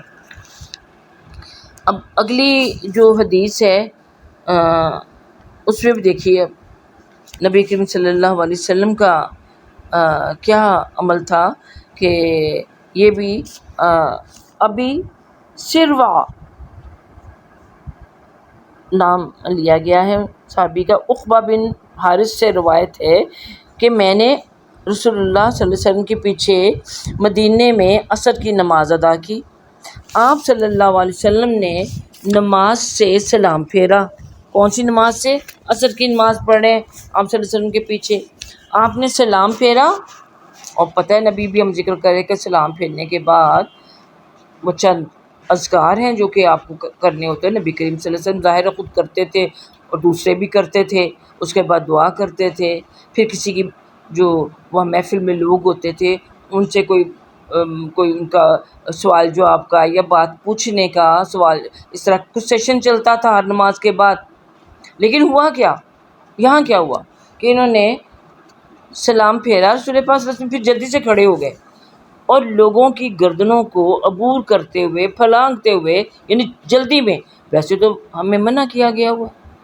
آپ صلی اللہ علیہ وسلم نے منع فرمایا ہے کہ کسی بھی جگہ میں آپ ہو، یعنی نماز کے لیے بھی جا رہے ہیں تو لوگوں کی گردنیں پھلانگتے ہوئے اگلی صف میں جانے کی کوشش نہ کرو، پیچھے بیٹھو. کسی محفل مجلس میں جاتے ہو تو جہاں جگہ مل رہی ہے وہاں بیٹھ جاؤ چپکے سے خاموشی کے ساتھ. یہ نہیں کہ آگے جگہ حاصل کرنے کے لیے لوگوں کو بیچ میں سے آپ ڈسٹرب کرتے ہوئے گزر جائیں. لیکن وہ موقع ایسا تھا کہ ایک دم آپ کے ذہن میں خیال آیا اور آپ رہ نہیں سکے اس نیکی کے کام کو کرنے کے لیے کہ آپ بے اختیار دوڑے کسی زوجہ محترمہ کے حجرے کی طرف آپ تشریف لے گئے. اب دیکھیے کہ اتنا فاصلہ تو ہے نہیں مسجد نبوی سے، ساتھ ہی متصل تو تھے ازواج مطہرات رضی اللہ تعالیٰ عنہ کے جو حجرات تھے. اور آپ کو اس تیزی سے جاتے ہوئے دیکھ کے لوگ گھبرا گئے کہ پتہ نہیں کیا ہوا، کہ پہلے تو رسول پاک صلی اللہ علیہ وسلم نے نہ یہ طریقہ ہے نہ کبھی اس طرح سے چھوڑ کے تو وہ بھاگے ہیں. اب نماز پڑھتے بھی دیکھیے ہمیں بھی بڑے خیال آتے ہیں. تو آپ صلی اللہ علیہ وسلم کو بھی خیال کوئی آیا, اور خیال کیا تھا کہ جب آپ نکل کر باہر تشریف لائے تو آپ صلی اللہ علیہ وسلم نے خود ہی اندازہ لگا لیا کہ لوگ آپ صلی اللہ علیہ وسلم کی اس تیزی پر حیران ہیں کہ یہ آپ صلی اللہ علیہ وسلم کا طرز عمل ایسا پہلے کبھی دیکھا نہیں, آج کیا ہوا. تو آپ صلی اللہ علیہ وسلم نے خود ہی لوگوں کے چہرے پڑھ کر فرمایا کہ مجھے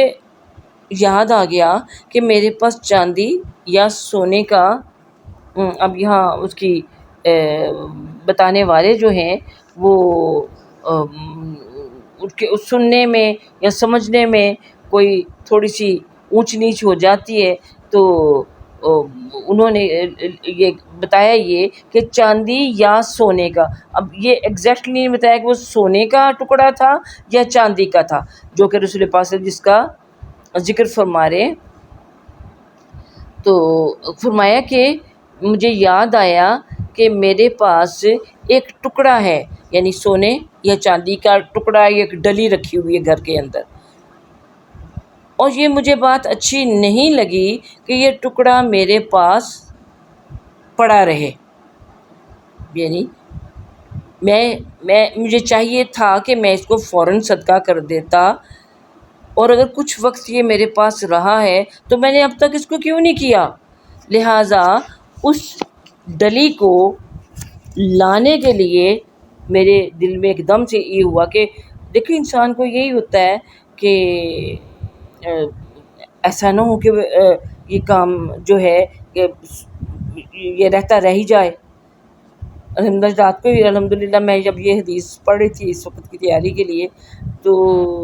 مجھے بھی خیال آیا کہ بھی میں نے, چلو اللہ قبول کرے, ہوتا ہی جمعے کے دن خاص طور پہ کہ سب کو ہی کرنا چاہیے کچھ نہ کچھ صدقہ کریں. تو مجھے یہی خیال آیا کہ میں صبح جمعے کے دن نکال دیا کرتی ہوں. تو میرے ذہن میں کیا آیا کہ پتہ نہیں صبح ہونی ہے کہ نہیں ہونی, پتہ نہیں میری آنکھ کھلنی ہے کہ نہیں, میں اللہ کے پاس ہی راتوں رات پہنچ جاؤں. تو جو میں نے نیت کی ہوئی ہے کہ اتنا صبح میں نے نکالنا ہے وہ صدقے کا, تو وہ میں بھی نکال کے رکھ دوں. تو میں نے وہ نکال کے الگ سے جہاں میں اپنے وہ صدقے خیرات کے رکھتی ہوں, جس بٹوے میں پیسے میں نے وہاں وہ ڈال دیے کہ مجھے نہیں معلوم. دیکھیں آپ لوگوں بھی بڑی مجھے ایسے ترغیب دینے کے لیے اپنے واقعات بتاتی ہیں کہ الحمدللہ احادیث کا یہ سننے کے بعد آپ کے اندر جو چینجز آئی ہیں, آپ نے ان کو سننے کے بعد جو عمل کیا ہے, تو میرے دل کو بڑی ہی سکون مل رہا ہے. اور مجھے ظاہر ہے بہت سارے لوگوں کی تو کوئی مجھے فیڈ بیک ابھی تک نہیں ملا, لوگ اس کے بارے میں ہیں ہی لاپرواہ. جا تو الحمدللہ 150-200 لوگوں کو جا رہا ہے, ہمارے گروپ میں یہ لوگ شامل ہیں. کتنے سنتے ہیں کتنے نہیں سنتے, توجہ سے کرتے ہیں نہیں کرتے, اور اس سے سبق سیکھتے ہیں اور سیکھنے کے بعد عمل کرتے ہیں کہ نہیں. لیکن چند ایک میری بہت ہی پیاری بہنیں ہیں جنہوں نے میرے ساتھ شیئر کیا کہ ہم نے فلاں حدیث سننے کے بعد اپنے عمل کو بدلا, یا ہم نے یہ کیا اس کے بعد ہمیں سمجھ آئی. تو سچی بات ہے کہ ان حدیثوں کو جب میں بھی اب توجہ سے پڑھ رہی ہوں, پہلے تو وہ جب استاد سے ہم نے پڑھی تھی تو پڑھنے کی غرض سے پڑھی تھی, اس وقت بھی ظاہر دل پہ تو اثر ہوتا ہے, لیکن اب جب کہ خود پڑھانا ہے میں نے, تو میں اور زیادہ توجہ سے اس پر خود اپنے طور پر غور و فکر کرتی ہوں, سوچتی ہوں, عمل کرنے کی کوشش کرتی ہوں. تو آپ کی بڑی مہربانی, آپ کی توفیل اللہ تعالیٰ نے مجھے پڑھنے کی توفیق دی. اور ابھی مجھے دل کو دھڑکا لگا ہوا ہے کہ ابھی جب ہماری ریگولر کلاسز انشاءاللہ ہم نے کہا تھا اکتوبر سے شروع کریں گے. اپنی قرآن کی پہلے ہوتی تھی, حدیث کی تو ہوتی ہی نہیں تھی, کہ اب قرآن کی الحمدللہ انشاءاللہ ہم شروع کریں گے. اکتوبر کا جو پہلا بدھ آئے گا, تو پھر حدیث کے ساتھ کیا معاملہ بنتا ہے, سب سے مشاورت کر کے جو بھی سمجھ میں آئے کہ انشاءاللہ تعالی میں تو تیار ہوں. ایک کام وہی بات ہے استقامت والی کہ شروع کر لیا ہے, یہ سوچ کے شروع کیا تھا کہ بڑا ٹائم ہے لاک ڈاؤن میں, چلو ایک ہی بجائے 2 کلاسز کرتے, نہ کہیں جانا ہے نہ آنا ہے, تو چلو اللہ ہم نے موقع دیا ہوا ٹائم کر لیں. تو اب جیسے ہی ذرا یہ تھوڑی سی وہ ہمیں وہ آزادی ملی ہے لاک ڈاؤن سے, جانا آنا شروع ہو گیا, کوئی آ رہا ہے کہیں جا رہا ہے کہیں, تو پھر وہ ٹائم ادھر بھی لگنا شروع ہو گیا. تو اللہ سے میں بھی دعا تو یہی کر رہی ہوں کہ اللہ تعالیٰ تو نے اگر ایک کام شروع کروایا ہے تو مجھے اس پر استقامت عطا کرنا، کہ میں تو تیار ہوں، مجھے تو بہت فائدہ اس سے پہنچ رہا ہے الحمدللہ۔ اچھا جی، تو یہ اب آپ کو سمجھ میں آ گئی، تو آپ صلی اللہ علیہ وسلم نے بھی کیوں اس کو اس ڈلی کو اپنے پاس رکھنا پسند نہ کیا، کہ یہ ہو سکتا ہے جیسے میں آپ کو بتا رہی کہ میں نے سوچا تو آپ صلی اللہ علیہ وسلم کی سوچ بھی آ گیا، لیکن آپ تو پسند ہی نہیں کرتے تھے۔ میں اور کہاں رسول پاک صلی اللہ علیہ وسلم، ہم تو بہت سی چیزیں ایسے پینڈنگ رکھتے ہیں، کبھی کچھ کر لیا تو کوئی نہ کیا۔ اللہ ہمیں توفیق دے سے زیادہ آپ صلی اللہ علیہ وسلم کے نقش قدم پر چلنے کی۔ تو تو انہوں نے آپ صلی اللہ علیہ وسلم نے فرمایا کہ مجھے یہ بات اچھی نہیں لگی کہ یہ جو ٹکڑا ہے سونے یا چاندی کا، یا یہ جو ڈلی ہے میرے پاس رکی رہے، اب میں یعنی اپنے گھر اس زوجہ محترمہ کو تقسیم کا حکم دے کر آئے، اس کو تقسیم کر دو۔ ہاں، تو یعنی کہ میں نے رات کو اس کا گھر میں رکھا رہنا پسند نہ کیا کہ اب عصر کا وقت ہے، پھر مغرب عشاء میں بھولا رہتا تو رات بھر میرے پاس ہی پڑی رہتی، یا ظاہر کسی کو دینی دن کے وقت ہی دی جاتی ہے نا ایسی چیز کو، رات کے اندھیرے میں تو نہیں بندہ ڈھونڈتا کسی کو کوئی لینے والے کو، اللہ یہ کہ کوئی لینے والا خود ہی آ جائے۔ اچھا جی، اگلی حدیث جو ہے حدیث نمبر 89، حضرت جابر رضی اللہ تعالیٰ عنہ سے روایت ہے کہ ایک آدمی رسول اللہ صلی اللہ علیہ وسلم کی خدمت میں آیا اور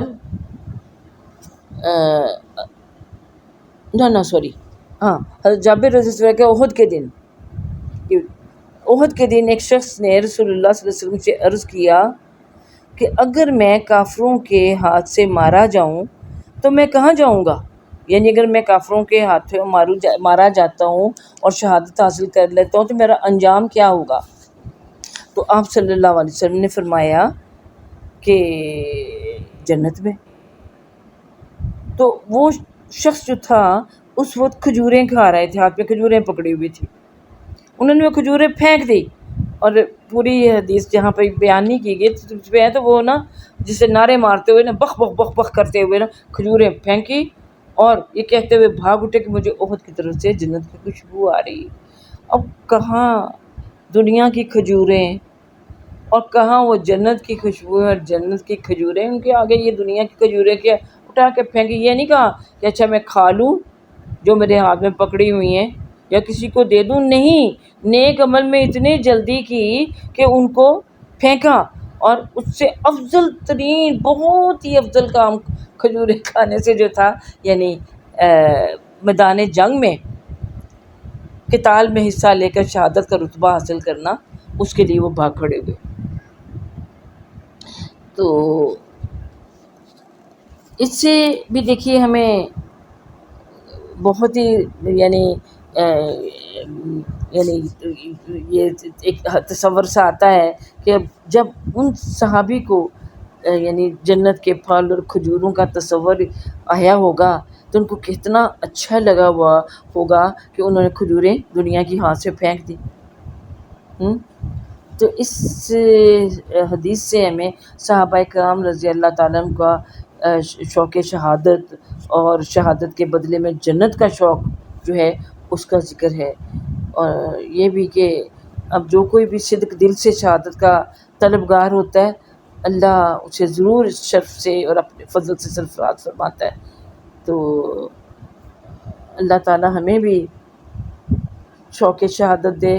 میدان جنگ میں لڑنے والی تو بات یہ بھی کہ صحابیات کے بارے میں اپنی پوری کتاب پڑھ لی ہے، وہاں بھی صحابیات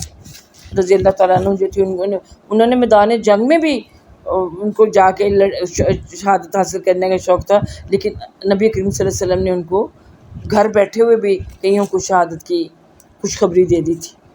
تو اس لیے تو دیکھیے نا وہ بشرات تھی نا، خوشخبریاں جنت کی مل گئی ہوئی تھی، تو کم از کم ہمیں بھی شہادت کے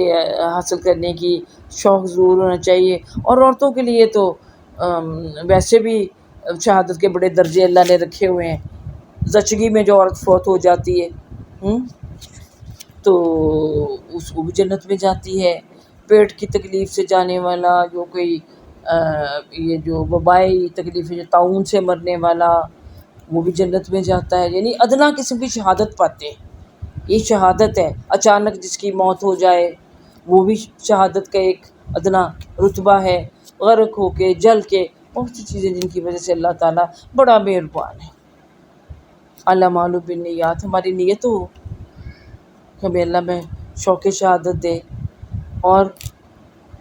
ہمارے بچوں کو، ہمارے بھائیوں کو، ہمارے شوہروں کو، ان کو اللہ ہمارے مردوں کو توفیق دے کہ اگر وقت پڑے تو وہ میدان جنگ میں بھی جا کے اصل شہادت جو ہے اس کا رتبہ حاصل کر سکے. اللہ تعالیٰ توفیق دے ہم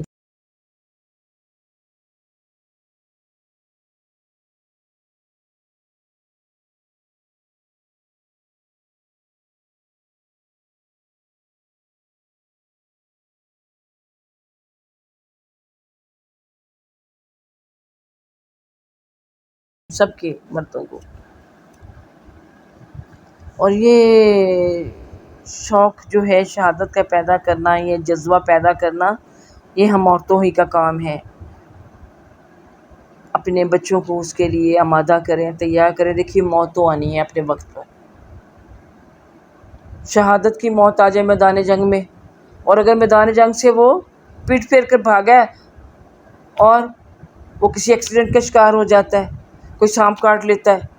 موت تو آ گئی. ہاں، تو وہ موت اچھی کہ وہ موت اچھی. آپ ارادہ تو کریں، بچوں کو تیار تو کریں. یہ نہ صرف کہ ہائے میں صدقے جاؤں، میں اپنے بچے کے لیے کیسا سا سوچ سکتی ہوں. وہ بھی تو مائیں تھیں نا جن کے بارے میں آپ پڑھ چکی ہیں اور ابھی بھی پڑھ رہی ہیں، اور ابھی بھی آج بھی ایسی مائیں ہیں. اب دیکھیے ابھی 6 ستمبر گزرا ہے، تو شہیدوں کی ماؤں کے، بیویوں کے، گھر والوں کے تاثرات آپ سنتے دیکھتے ہیں. تو اللہ تعالیٰ ہمیں بھی ایسا کرنے کی توفیق دے. اب اگلی جو حدیث ہے میرے 1-2 ہی رہ گئی ہیں. الحمد للہ. تو ابو ہریرہ رضی اللہ تعالیٰ سے روایت ہے کہ ایک شخص رسول اللہ صلی اللہ علیہ وسلم کی خدمت میں حاضر ہوا اور عرض کیا کہ یا رسول اللہ صلی اللہ علیہ وسلم، کس صدقے کا اجر سب سے زیادہ ہے؟ کہ کون سا ایسا صدقہ ہے جس کا اجر ہمیں زیادہ سے زیادہ مل سکتا ہے؟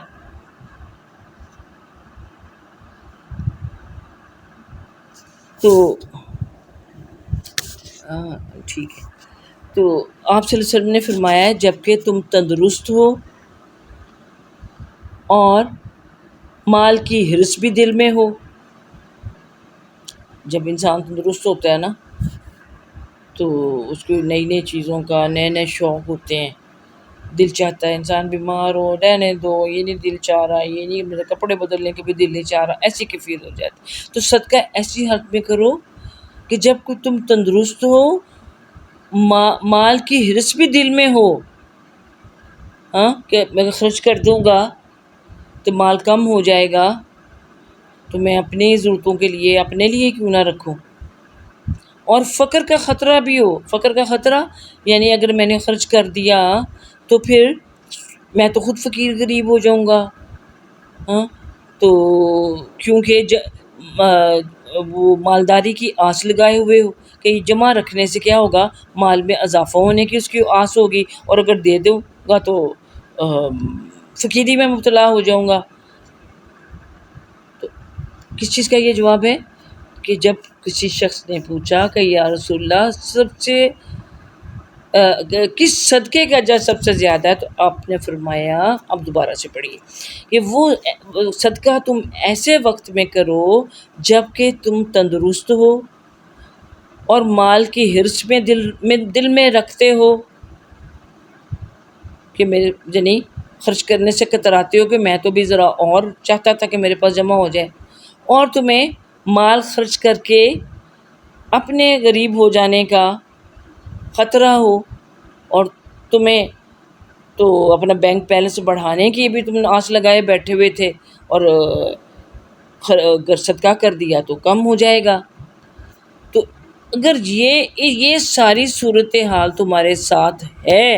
اور اس صورتحال کے باوجود تم صدقہ کرتے ہو تو وہ صدقہ سب سے زیادہ اللہ کے ہاں باعث اجر ہے۔ اجر کس کو کہتے ہیں؟ اجرت کو، کہ جو انسان محنت مزدوری کرتا ہے اس کی اجرت اس کو وصول ہوتی ہے۔ تو یہ اپنے دل پہ جبر کر کے جب اب اللہ کی راہ میں خرچ کرتے ہیں تو یہ محنت ہی ہے نا، تو اس کا اجر یا اس کی اجرت پھر اللہ تعالیٰ دیں گے اور بہت زیادہ دیں گے۔ آگے فرمایا کہ صدقہ کرنے میں اتنی تاخیر نہ کرو، اتنی دیر نہ لگاؤ، ٹال مٹول نہ کرو سوچنے میں، حساب کتاب لگانے میں، یہاں تک کہ روح حلق تک پہنچ جائے، کہ موت کا وقت آ گیا۔ اور موت کا بھی وہ وقت جب روح دیکھیے جب جان نکلنی شروع ہوتی تو پاؤں کو بھی انگوٹھے سے، پھر پنڈلیوں سے، پھر اوپر چلتی آ کے حلق میں اٹک جاتی ہے۔ تو جب بالکل جب نکلنے کے قریب ہوتی ہے روح تو حلق کے قریب آ کے اٹک جاتی ہے۔ وہ کہتے ہیں نا آخری سانس ایک ہی، پھر وہ ہچکی، موت کی ہچکی، اور ساتھ ہی پوری روح جو ہوتی ہے وہ فرار حاصل کر لیتی ہے، آپ کے منہ کے راستے باہر نکل جاتی ہے۔ تو فرمایا کہ اتنی دیر نہ کرو کہ روح حلق تک پہنچ جائے، تو اس وقت کہنے لگو، یعنی جب موت کا وقت بالکل ہی آ ہی پہنچے کہ فلاں کو اتنا دے دو، فلاں کو اتنا دے دو، یعنی انسان کا دماغ تو کام کر رہا ہوتا ہے نا اس وقت تک، حالانکہ اب کیا فائدہ، وہ مال تو فلاں کا یعنی وارثوں کا ہو ہی چکا، تم تو اب جا رہے ہو، اب تمہارا اس بال پہ حق ہی کوئی نہ رہا، اب تو وہ وارث ہی بانٹیں گے، انہی کا ہو گیا۔ اس لیے جتنی جلدی ہو سکے صدقہ خیرات کرو، اللہ کی راہ میں مال دو، اپنے لیے آگے بھیجو، تاکہ وہ وقت نہ آ جائے۔ موت کا کسی کو پتہ نہیں کہ موت کا وقت آ جائے، جان بھی نکلتے جب حلق میں آ کر اٹک جائے تو اس وقت کہہ دو اچھا اتنا فلانے کو دے دو، اب تو میں جا ہی رہا ہوں، اتنا فلانے کو دے دو۔ بلکہ اب تو دیکھیے جیسے کہ حدیث میں کہا گیا ہے کہ موت کے آثار شروع ہونے کے بعد یعنی انسان 1/3 سے زیادہ صدقہ کر ہی نہیں سکتا۔ وہ وصیت جو ہوتی ہے نا، وصیت آپ کو پتہ ہے نا سارے مال کی نہیں ہوتی، وصیت 1/3 کی ہوتی ہے، 1/3 کی، اس لیے موت کے آثار شروع ہونے سے پہلے وہ کر دینی چاہیے، اور اگر وہ نہیں کی تب اس 1/3 کے بھی مالک کون ہے؟ وارث، یعنی ٹوٹل مال کے وارث اب جو وارث ہیں اب وہ اس کے مالک ہو گئے، ان کا ہی حق ہے۔ اگر آپ نے وصیت کی ہوتی تو جن کے حق میں کی تھی ان کو مل جاتا، تو اس لیے اس وقت کا انتظار نہ کرنا چاہیے۔ اب تو وہ فلاں کا ہو گیا، اب تو وارث ہی اس کے مالک ہو گئے۔ تو اس حدیث سے ہمیں جو سبق ملے ہیں وہ آپ ان کو اپنے پلے باندھ لیں۔ اور اگلی حدیث جو ہے حدیث نمبر 91، اس پہ بھی دیکھیے کہ یہ ابو دجانہ حضرت انس رضی اللہ تعالیٰ عنہ سے مروی ہے کہ احد کے دن رسول اللہ صلی اللہ علیہ وسلم نے ایک تلوار پکڑ کر فرمایا، احد کے دن، آپ کو تو احد کا بھی ذرا جنہوں نے پڑھا ہے ہسٹری میں یا قرآن پاک میں ان کو پتہ کہ وہ احد دن کیسا سخت دن تھا۔ تو آپ صلی اللہ علیہ وسلم نے ایک تلوار ہاتھ میں پکڑ کر فرمایا یہ تلوار کون لے گا؟ یعنی رسول پاک صلی اللہ علیہ وسلم کے ہاتھ سے تلوار لینا ایک تو ویسے ہی باعث شرف، اوپر سے وہ اتنی برکت اس تلوار کو پھر حاصل ہو گئی آپ صلی اللہ علیہ وسلم کے ہاتھ میں ہونے کی وجہ سے کہ ہر ایک کو یہ یقین تھا کہ جو بھی یہ تلوار اپنے ہاتھ میں لے کے لڑے گا ظاہر وہ فتح یاب ہی ہوگا۔ تو ہر ایک نے اپنا ہاتھ اس کی طرف بڑھائی، یعنی سارے صحابہ جو تھے دیکھیے کوئی بھی پیچھے نہیں رہا، ہر ایک نے اپنا ہاتھ آگے بڑھایا، مجھے دیں کہ میں جس طرح آواز نکلتی نہیں کوئی کہ میں کروں گا، انا بھی لفظ استعمال کیا کہ میں اس کا مجھے دے دیجئے۔ تو آپ صلی اللہ علیہ وسلم نے فرمایا اب نہیں کسی کے ہاتھ میں دی، بلکہ مزید فرمایا کہ بھئی کون اس کو اس کے حق کے ساتھ لے گا۔ جب آپ صلی اللہ علیہ وسلم نے یہ بات فرمائی یعنی کہ کون اس کو اس کے حق کے ساتھ لے گا، کہ اس تلوار کا حق ادا کرے گا، کہ رسول پاک صلی اللہ علیہ وسلم کی تلوار ہے کہ اس کا حق ادا کرے گا، تو یہ سن کر لوگ ذرا پیچھے ہٹ گئے، سوچ میں پڑ گئے کہ اور اپنے آپ کو یہ کہ پتہ نہیں میں اس تلوار کا حق ادا کر سکوں گا کہ نہیں۔ تو اتنے میں حضرت ابو دجانہ رضی اللہ تعالیٰ عنہ نے عرض کی کہ میں اس کو اس کے حق کے ساتھ لوں گا، یعنی میں تیار ہوں۔ یعنی باقی صحابہ ابھی ذرا سوچ میں پڑے جا رہے ہیں، یہ بھی ذرا تھوڑے سے توفق تو انہوں نے بھی کیا، لیکن پھر باقیوں سے سبقت لے گئے۔ کوئی نا آپ نے سب شروع میں پڑھا کہ ہمیں نیکیوں میں سبقت حاصل کرنی چاہیے، فاستبقوا الخیرات، تو خیرات میں نیکیوں میں سبقت کس نے حاصل کی؟ ابو دجانہ رضی اللہ عنہ۔ انہوں نے کہا کہ میں اس کا حق ادا کروں گا۔ اب اس سے مطلب یہ نہیں ہے کہ دوسرے صحابہ نے بزدلی دکھائی تھی، بلکہ جیسا میں نے عرض کیا کہ اس وجہ سے تھوڑا سا وہ سوچ میں پڑ گئے کہ کیا وہ واقعی اس تلوار کا حق ادا کر پائیں گے کہ نہیں۔ اور جب آپ نے بغیر حق کی ادائیگی کے تلوار آفر کی تھی تو اس وقت سارے دینے کو تیار ہو گئے تھے۔ تو یعنی اس تلوار کے ساتھ لڑنے کو تو ہر کوئی تیار تھا، کسی کا بھی جذبہ کم نہیں تھا۔ لیکن اس وقت اب کیا ہوا کہ ابو دجانہ ان میں سبقت لے گئے، اور پھر ابو دجانہ رضی اللہ تعالیٰ عنہ نے اس تلوار کو لیا اور اس سے مشرکین کی کھوپڑیاں پھاڑ ڈالی۔ یعنی اس تلوار نے پھر ایسا اپنے جوہر دکھائے، کیونکہ وہ تو نبی صلی اللہ علیہ وسلم کی عطا کردی تلوار تھی۔ اب یہ آج کی ہماری سبق کی جو آخری حدیث ہے، حدیث نمبر 92، حضرت زبیر بن عدی کہتے ہیں ہم حضرت انس بن مالک رضی اللہ عنہ کی خدمت میں حاضر ہوئے اور حجاج کی طرف سے جو تکلیفیں پہنچ چکی تھی ان سے اس کی شکایت کی۔ ابھی دیکھیے اس سے کیا پتہ چل رہا ہے کہ یہ واقعہ جو ہے، یہ جو حدیث امام بخاری اس کو اپنی بخاری شریف میں لے کے آئے ہیں، یہ رسول پاک صلی اللہ علیہ وسلم کے زمانے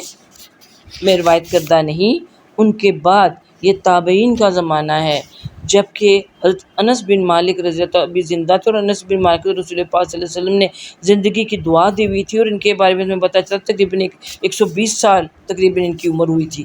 تو یہ انہوں نے بڑا لمبا زمانہ پایا تھا تابعین کو، اور تابعین کے تو یہ زبیر بن عدی جو تابعین میں سے تھے، تو اس وقت حجاج بن یوسف جو تھا، آپ نے پڑھا وہ سنا ہوا کہ بڑا وہ ظالم شخص تھا، حالانکہ وہ تھا ظالم لیکن اللہ نے اس سے بھی ایک نیکی کا کام کروایا تھا۔ اس نے قرآن پاک کے جو یہ نقطے ہیں یہ لگوائے تھے۔ تو اب حضرت زبیر بن عدی جو تھے، ان کو حجاج کی طرف سے کوئی تکلیف لاحق ہوئی، کوئی ہر قسم کا ظلم کے لیے تو مشہور ہو چکا تھا۔ تو انہوں نے حضرت زبیر نے حضرت انس بن مالک، کیونکہ انس جو تھے رسول پاک صلی اللہ علیہ وسلم صحابی تھے، سینئر صحابی، اور ان کو تو بطور خادم بھی آپ کی پاس 10 برس انہوں نے گزارے ہوئے تھے۔ تو انہوں نے حضرت انس سے شکایت کی کہ حجاج ہمارے ساتھ یہ کرتا ہے اور وہ کرتا ہے۔ تو حضرت انس رضی اللہ تعالیٰ نے جو جواب دیا، فرمایا کہ صبر کرو، کیونکہ جو زمانہ ابھی آ رہا ہے، یعنی ابھی وہ زمانہ جو بھی آنے والا ہے وہ پہلے سے بدتر ہوگا۔ ابھی تو حجاج کا زمانہ تمہیں لگ رہا ہے کہ رسول اللہ صلی اللہ علیہ وسلم کا زمانہ، اور پھر صحابہ کرام کا زمانہ دیکھا، اور اس کے بعد اب تابعین کا زمانہ ہے، تو یہ حالات ہو گئے ہوئے ہیں۔ تو ابھی تو وہ زمانے آنے ہیں جب کہ حالات اس سے بھی بدتر ہو جائیں گے، یہاں تک کہ تم اپنے رب سے جا ملو، یعنی تمہاری موت واقع ہو جاؤ گی، لیکن تمہیں بہتر زمانہ آنے کی میں کوئی ضمانت نہیں دے سکتا، کیونکہ یہ بات میں نے تمہارے پیغمبر صلی اللہ علیہ وآلہ وسلم سے سنی ہے۔ یعنی کیا بات کہ جو زمانہ ابھی آ رہا ہے وہ پہلے سے بدتر ہوگا، پہلے سے بھی برا ہوگا۔ تو اس میں پھر ہمیں کیا پتہ چلتا ہے کہ انسان کو حالات کے اچھے ہونے کا ہی انتظار نہیں کرتا رہنا چاہیے۔ عموماً ہم بھی کہتے ہیں اچھا ذرا سردیاں آئیں گی تو یہ کام کروں گا، یہ موسم ذرا اچھا ہو جائے نا، کھل جائے موسم ذرا، پھر کروں گا، ابھی تو بڑی گرمی ہے۔ مثلا آپ نے کوئی کلاس شروع کرنی ہے، عموماً اب دیکھیے شادیوں وادیوں کو تو ہم کرتے ہی ہیں کہ بھئی اچھا موسم ہوگا تو وہ کر لیں گے، ورنہ وہ بھی آج کل اچھا موسم خود ہی ہم بنا لیتے ہیں۔ گرمیاں ہوئیں تو آپ نے ایئر کنڈیشن سے فائدہ اٹھا لیا، اور سردیاں ہوئی تو ہیٹرز وغیرہ، وہ سارا وہ الگ مسئلہ ہے، وہ تو شادیاں وہ جو بھی حالات ہو۔ لیکن عموماً ہم بہت سے کاموں میں اچھے دن آنے کا، اچھے موسم آنے کا، یا میری طبیعت آج کل کچھ سست ہے، ذرا تھوڑی سی بہتر ہو جاؤں پھر یہ کروں گی، اور پھر یہ ایسا ہو جائے گا، جس طرح ہم یہ کرتے کرتے دیکھیں کچھ لوگوں نے اب اپنی کلاسز شروع کر لی ہوئی ہیں، جو دینی کلاسز تھیں، لیکن ہم ابھی کچھ مصلحتوں سے کام لیتے ہوئے اس کو پینڈنگ کر رہے ہیں، لائیو کلاسز جو ہیں، کہ چلیے جتنا بھی وقت گزر جاتا ہے ہمارا کام تو چل ہی رہا ہے۔ تو انشاءاللہ تو یہ نہیں ہوتا کہ بھی ہم اس وقت کا انتظار کرتے رہیں، پھر پتہ نہیں کیا حالات ہونے ہیں، کیسا وقت آنا ہے۔ عموماً لوگوں سے کہیں کہ بھی آپ قرآن کو پڑھو، سمجھو، فلاں جگہ درس ہے، فلاں کا اس طرح سے آن لائن ہے، یہ ہے وہ ہے، تو وہ کہتے ہیں ابھی کیا، ابھی تو کھیلنے کھانے کے دن ہیں، ابھی ذرا جو شادی شدہ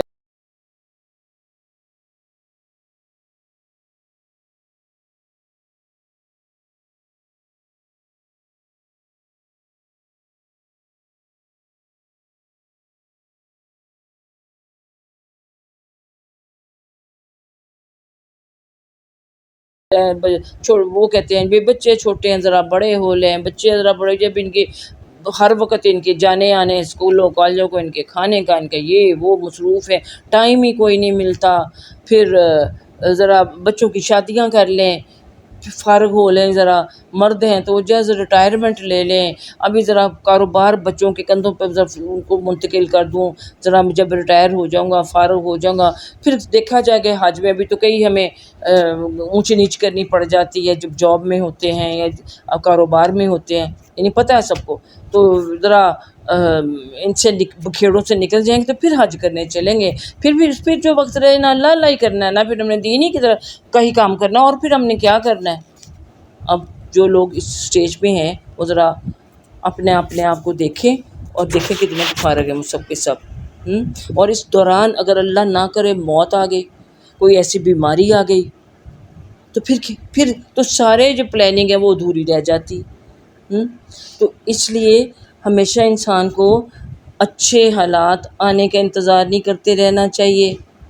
اب دیکھیے آج کل تو یہ بڑا ٹرینڈ دیکھ رہے ہیں کہ پہلے لڑکیاں ہیں یا لڑکے تھے پہلے، تو اب لڑکیاں بھی، ان کو بھی تعلیم حاصل کرنے میں بھی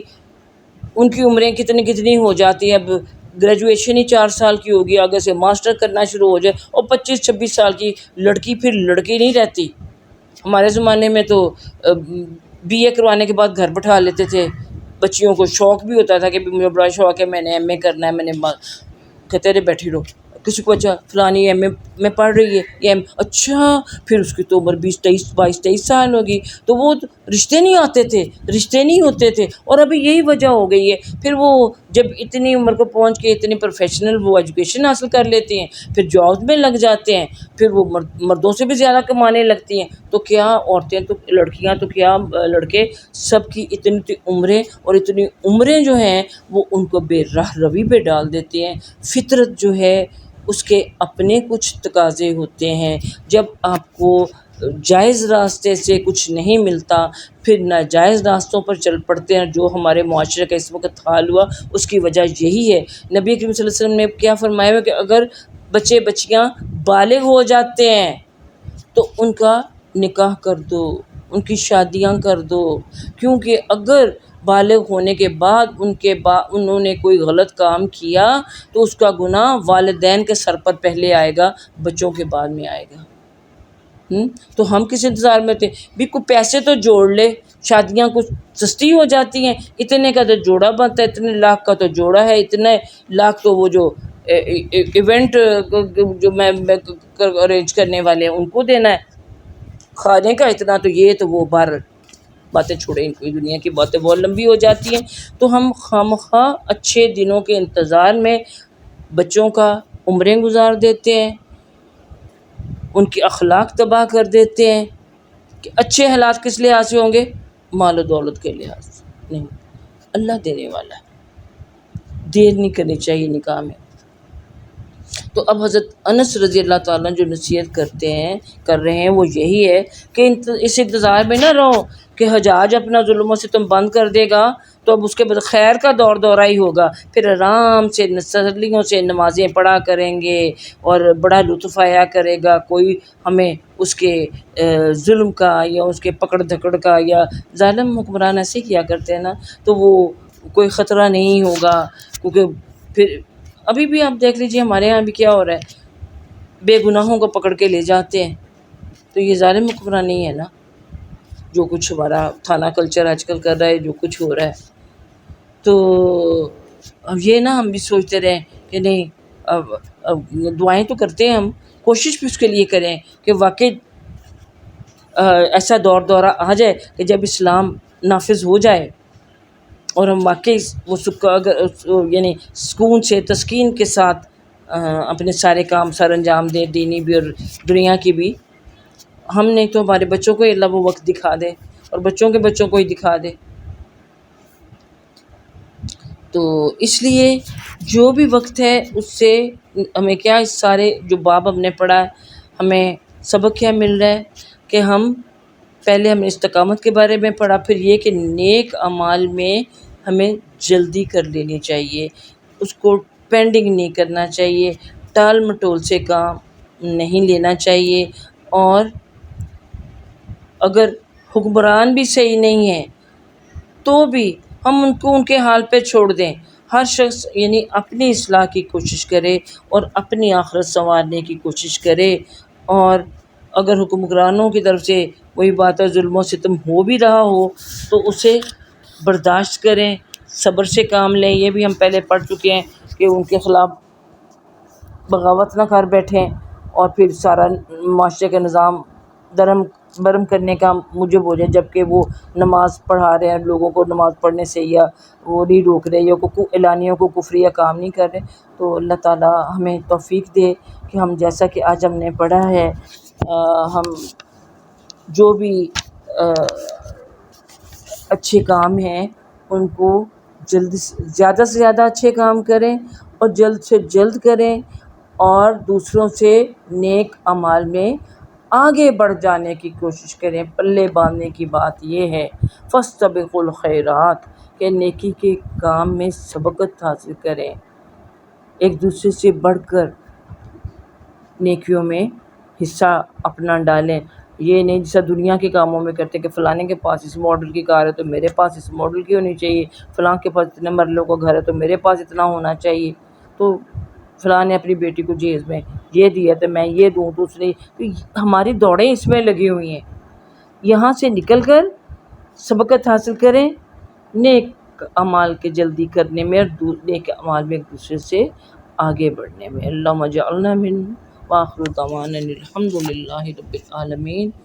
وصدق اللہ العظیم، صدق رسولہ النبی الکریم، وصلی اللہ تعالی علی خیر خلقہ محمد وعلی آلہ وصحبہ اجمعین برحمتک یا ارحم الراحمین. یا اللہ ہم سب کی سازی کو قبول فرما لیجئے یا رب العالمین. آپ کے حبیب، آپ کے پیارے،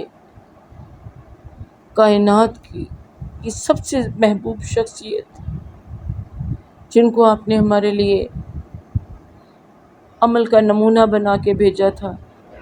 یا رب العالمین، آج انہی کے اقوال سے، انہی کے اعمال سے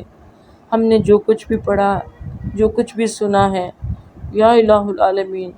تو ہمیں رسول اللہ صلی اللہ علیہ وسلم کے اسوہ حسنہ پہ چلنے کی توفیق عطا فرما دیں۔ یا اللہ تعالی ہمیں ان کے بارے میں سب سے پہلی بات ہے جانیں گے، ہمیں تو پتہ چلے گا نا کہ ان کی زندگی کیسی تھی، وہ کیا، ان کے معمولات کیا تھے۔ وہ چھوٹی چھوٹی حدیثیں پڑھ کے وہ بات نہیں بنتی جو کہ الحمدللہ میں اے اللہ اپنے توفیق دے ہے کہ ہم تفصیل کے ساتھ مطالعہ کر سکیں، تو یوں ہی محسوس ہوتا ہے کہ ہم بھی وہیں کہیں ہیں، ہم بھی اسی مسجد نبوی کے پاس کہیں ہیں، اس کے اندر ہے، ہم بھی انہی کا حصہ ہیں، ہم وہیں پہ کہیں منڈلا رہے ہیں، ہم ان سے دور نہیں ہیں۔ اور جو لوگ مدینہ منورہ گئے ہیں ان کی آنکھوں میں وہی تصور آ جاتا ہے۔ اگر آج کی مسجد نبوی کا تصور کر لیں تو اپنی جگہ وہ بھی ٹھیک ہے،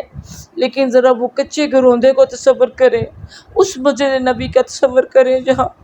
کنکر نیچے بچھے ہوئے تھے، مٹی اور کنکر۔ ذرا بارش ہوئی تو نبی کریم صلی اللہ علیہ وسلم نے نماز پڑھائی تو آپ کی پیشانی جو تھی، پیشانی مبارک وہ کیچڑ سے آلودہ ہو چکی تھی، کنکروں کے اوپر سجدے کرتے تھے۔ چراغ نہیں تھا اس مسجد نبوی کے اندر،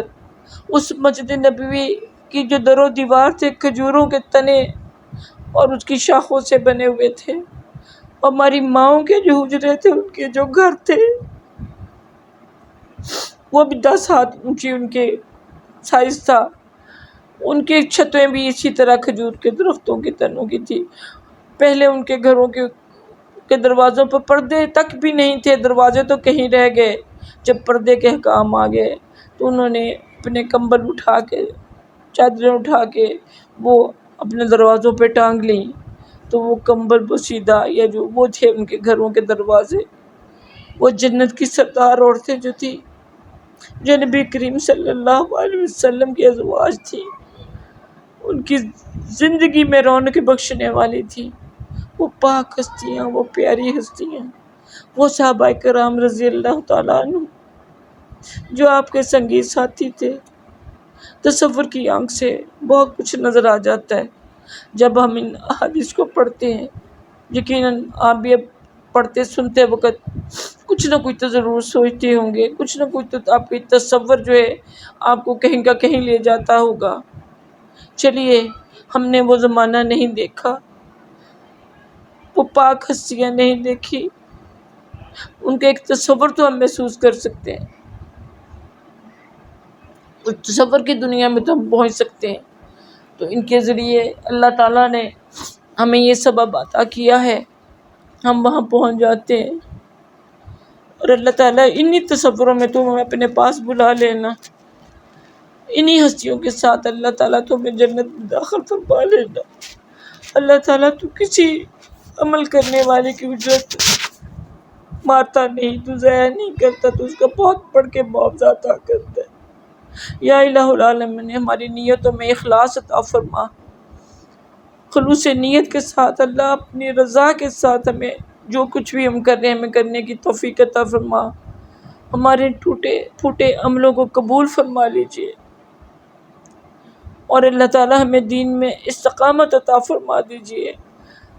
ہمیں نیک اعمال میں مداومت اختیار فرما دیجئے۔ یا رب العالمین، ہمارے والدین کو جنہوں نے ہمیں اصلاح پر گامزن کیا تھا، خصوصاً میں اپنے والدین کے لیے کہوں گی، اللہ تعالیٰ ان کو جنت الفردوس کی اعلیٰ منزل عطا فرمائیے، اور سب کے والدین کو جنت الفردوس میں جگہ عطا فرمائیے۔ ہمارے تمام عزیز و اقارب جو ہم سے بچھڑ کر آپ تک پہنچ چکے ہیں، اللہ تعالیٰ ان کو بھی اپنے جوار رحمت میں جگہ عطا فرمائیے، اور جب ہم آپ کے پاس آئے تو اللہ تعالیٰ ہمیں ان سے ملا دیجئے گا۔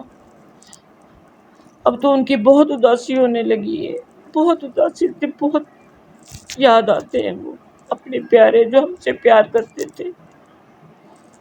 وہ پیاری پیاری ہستیاں اللہ پاک آپ کے پاس پہنچ چکی ہیں، ہمیں ان سے ضرور ملائیے گا۔ اور اللہ تعالیٰ جو اس وقت ہمارے پاس ہیں، ہمارے پیارے عزیز، ہمارے رشتے، ہمارے دوست، ہماری سہیلیاں، بہنیں، ہماری تمام، ہمارے استاد، ہمارے شاگرد، اللہ پاک کو ان سب کو بھی، ہم سب کو بھی اللہ تعالیٰ جنت میں جمع فرما لیجیے گا۔ اللہ تعالیٰ تو جس بھائی کا کل وہ انتقال ہوا ہے، عظیم ان کا نام ہے، یا اللہ تعالیٰ ان کو جنت الفردوس میں جگہ عطا فرما۔ جو بھی آپ کے پاس پہنچے ہیں ہمارے مسلمانوں میں سے، ربنا اغفر لنا ولاخواننا الذین سبقونا بالایمان ولا تجعل فی قلوبنا غلا للذین آمنوا انک رؤوف رحیم۔ اللہ تعالیٰ جو بھی تیرے پاس پہنچے ان سے مغفرت فرما۔ اللہ ہم میں سے جو بیمار ہیں کہ جن کے جو عزیز بیمار ہیں، سب کو شفاء کامل عاجل عطا فرما۔ خاص طور پر اللہ تعالیٰ تو ہماری بیٹی طیبہ کو شفاء کامل عاجل عطا فرما۔ اللہ تعالیٰ شہناز کے پوتے کو یا رب العالمین تندرستی دے اور زندگی والا بنا۔ یا رب العالمین ہم میں سے جو بھی جس چیز سے بھی محروم ہے دنیا اور آخرت کی، اللہ تعالیٰ ہم سب کو دنیا کی بھی بھلائیاں عطا فرما۔ ربنا آتنا فی الدنیا حسنۃ وفی الآخرۃ حسنۃ وقنا عذاب النار، اور آخرت کی بھلائیاں بھی ہم کو عطا فرما دے۔ اللہ تعالیٰ ہم سب کو رزق حلال عطا فرما اے اللہ پاک، تاکہ ہماری باتیں قبول ہو سکے، ہماری دعائیں قبول ہو سکے۔ ربنا آتنا من لدنک رحمۃ وہیئ لنا من امرنا رشدا۔ اللہم انی اسألک حبک وحب من یحبک وحب عمل یقربنی الی حبک۔ اے اللہ ہم آپ سے آپ کی محبت کا سوال کرتے ہیں، اور ہر اس ہستی کا، اس شخصیت کی محبت کا سوال کرتے ہیں جو آپ سے محبت کرتی ہے، اور ہر اس کام کا، اس عمل کی محبت کا سوال کرتے ہیں جس عمل سے آپ راضی ہو جائیں۔ اللہم حببنی الیک وإلی ملائکتک وإلی انبیائک وجمیع خلقک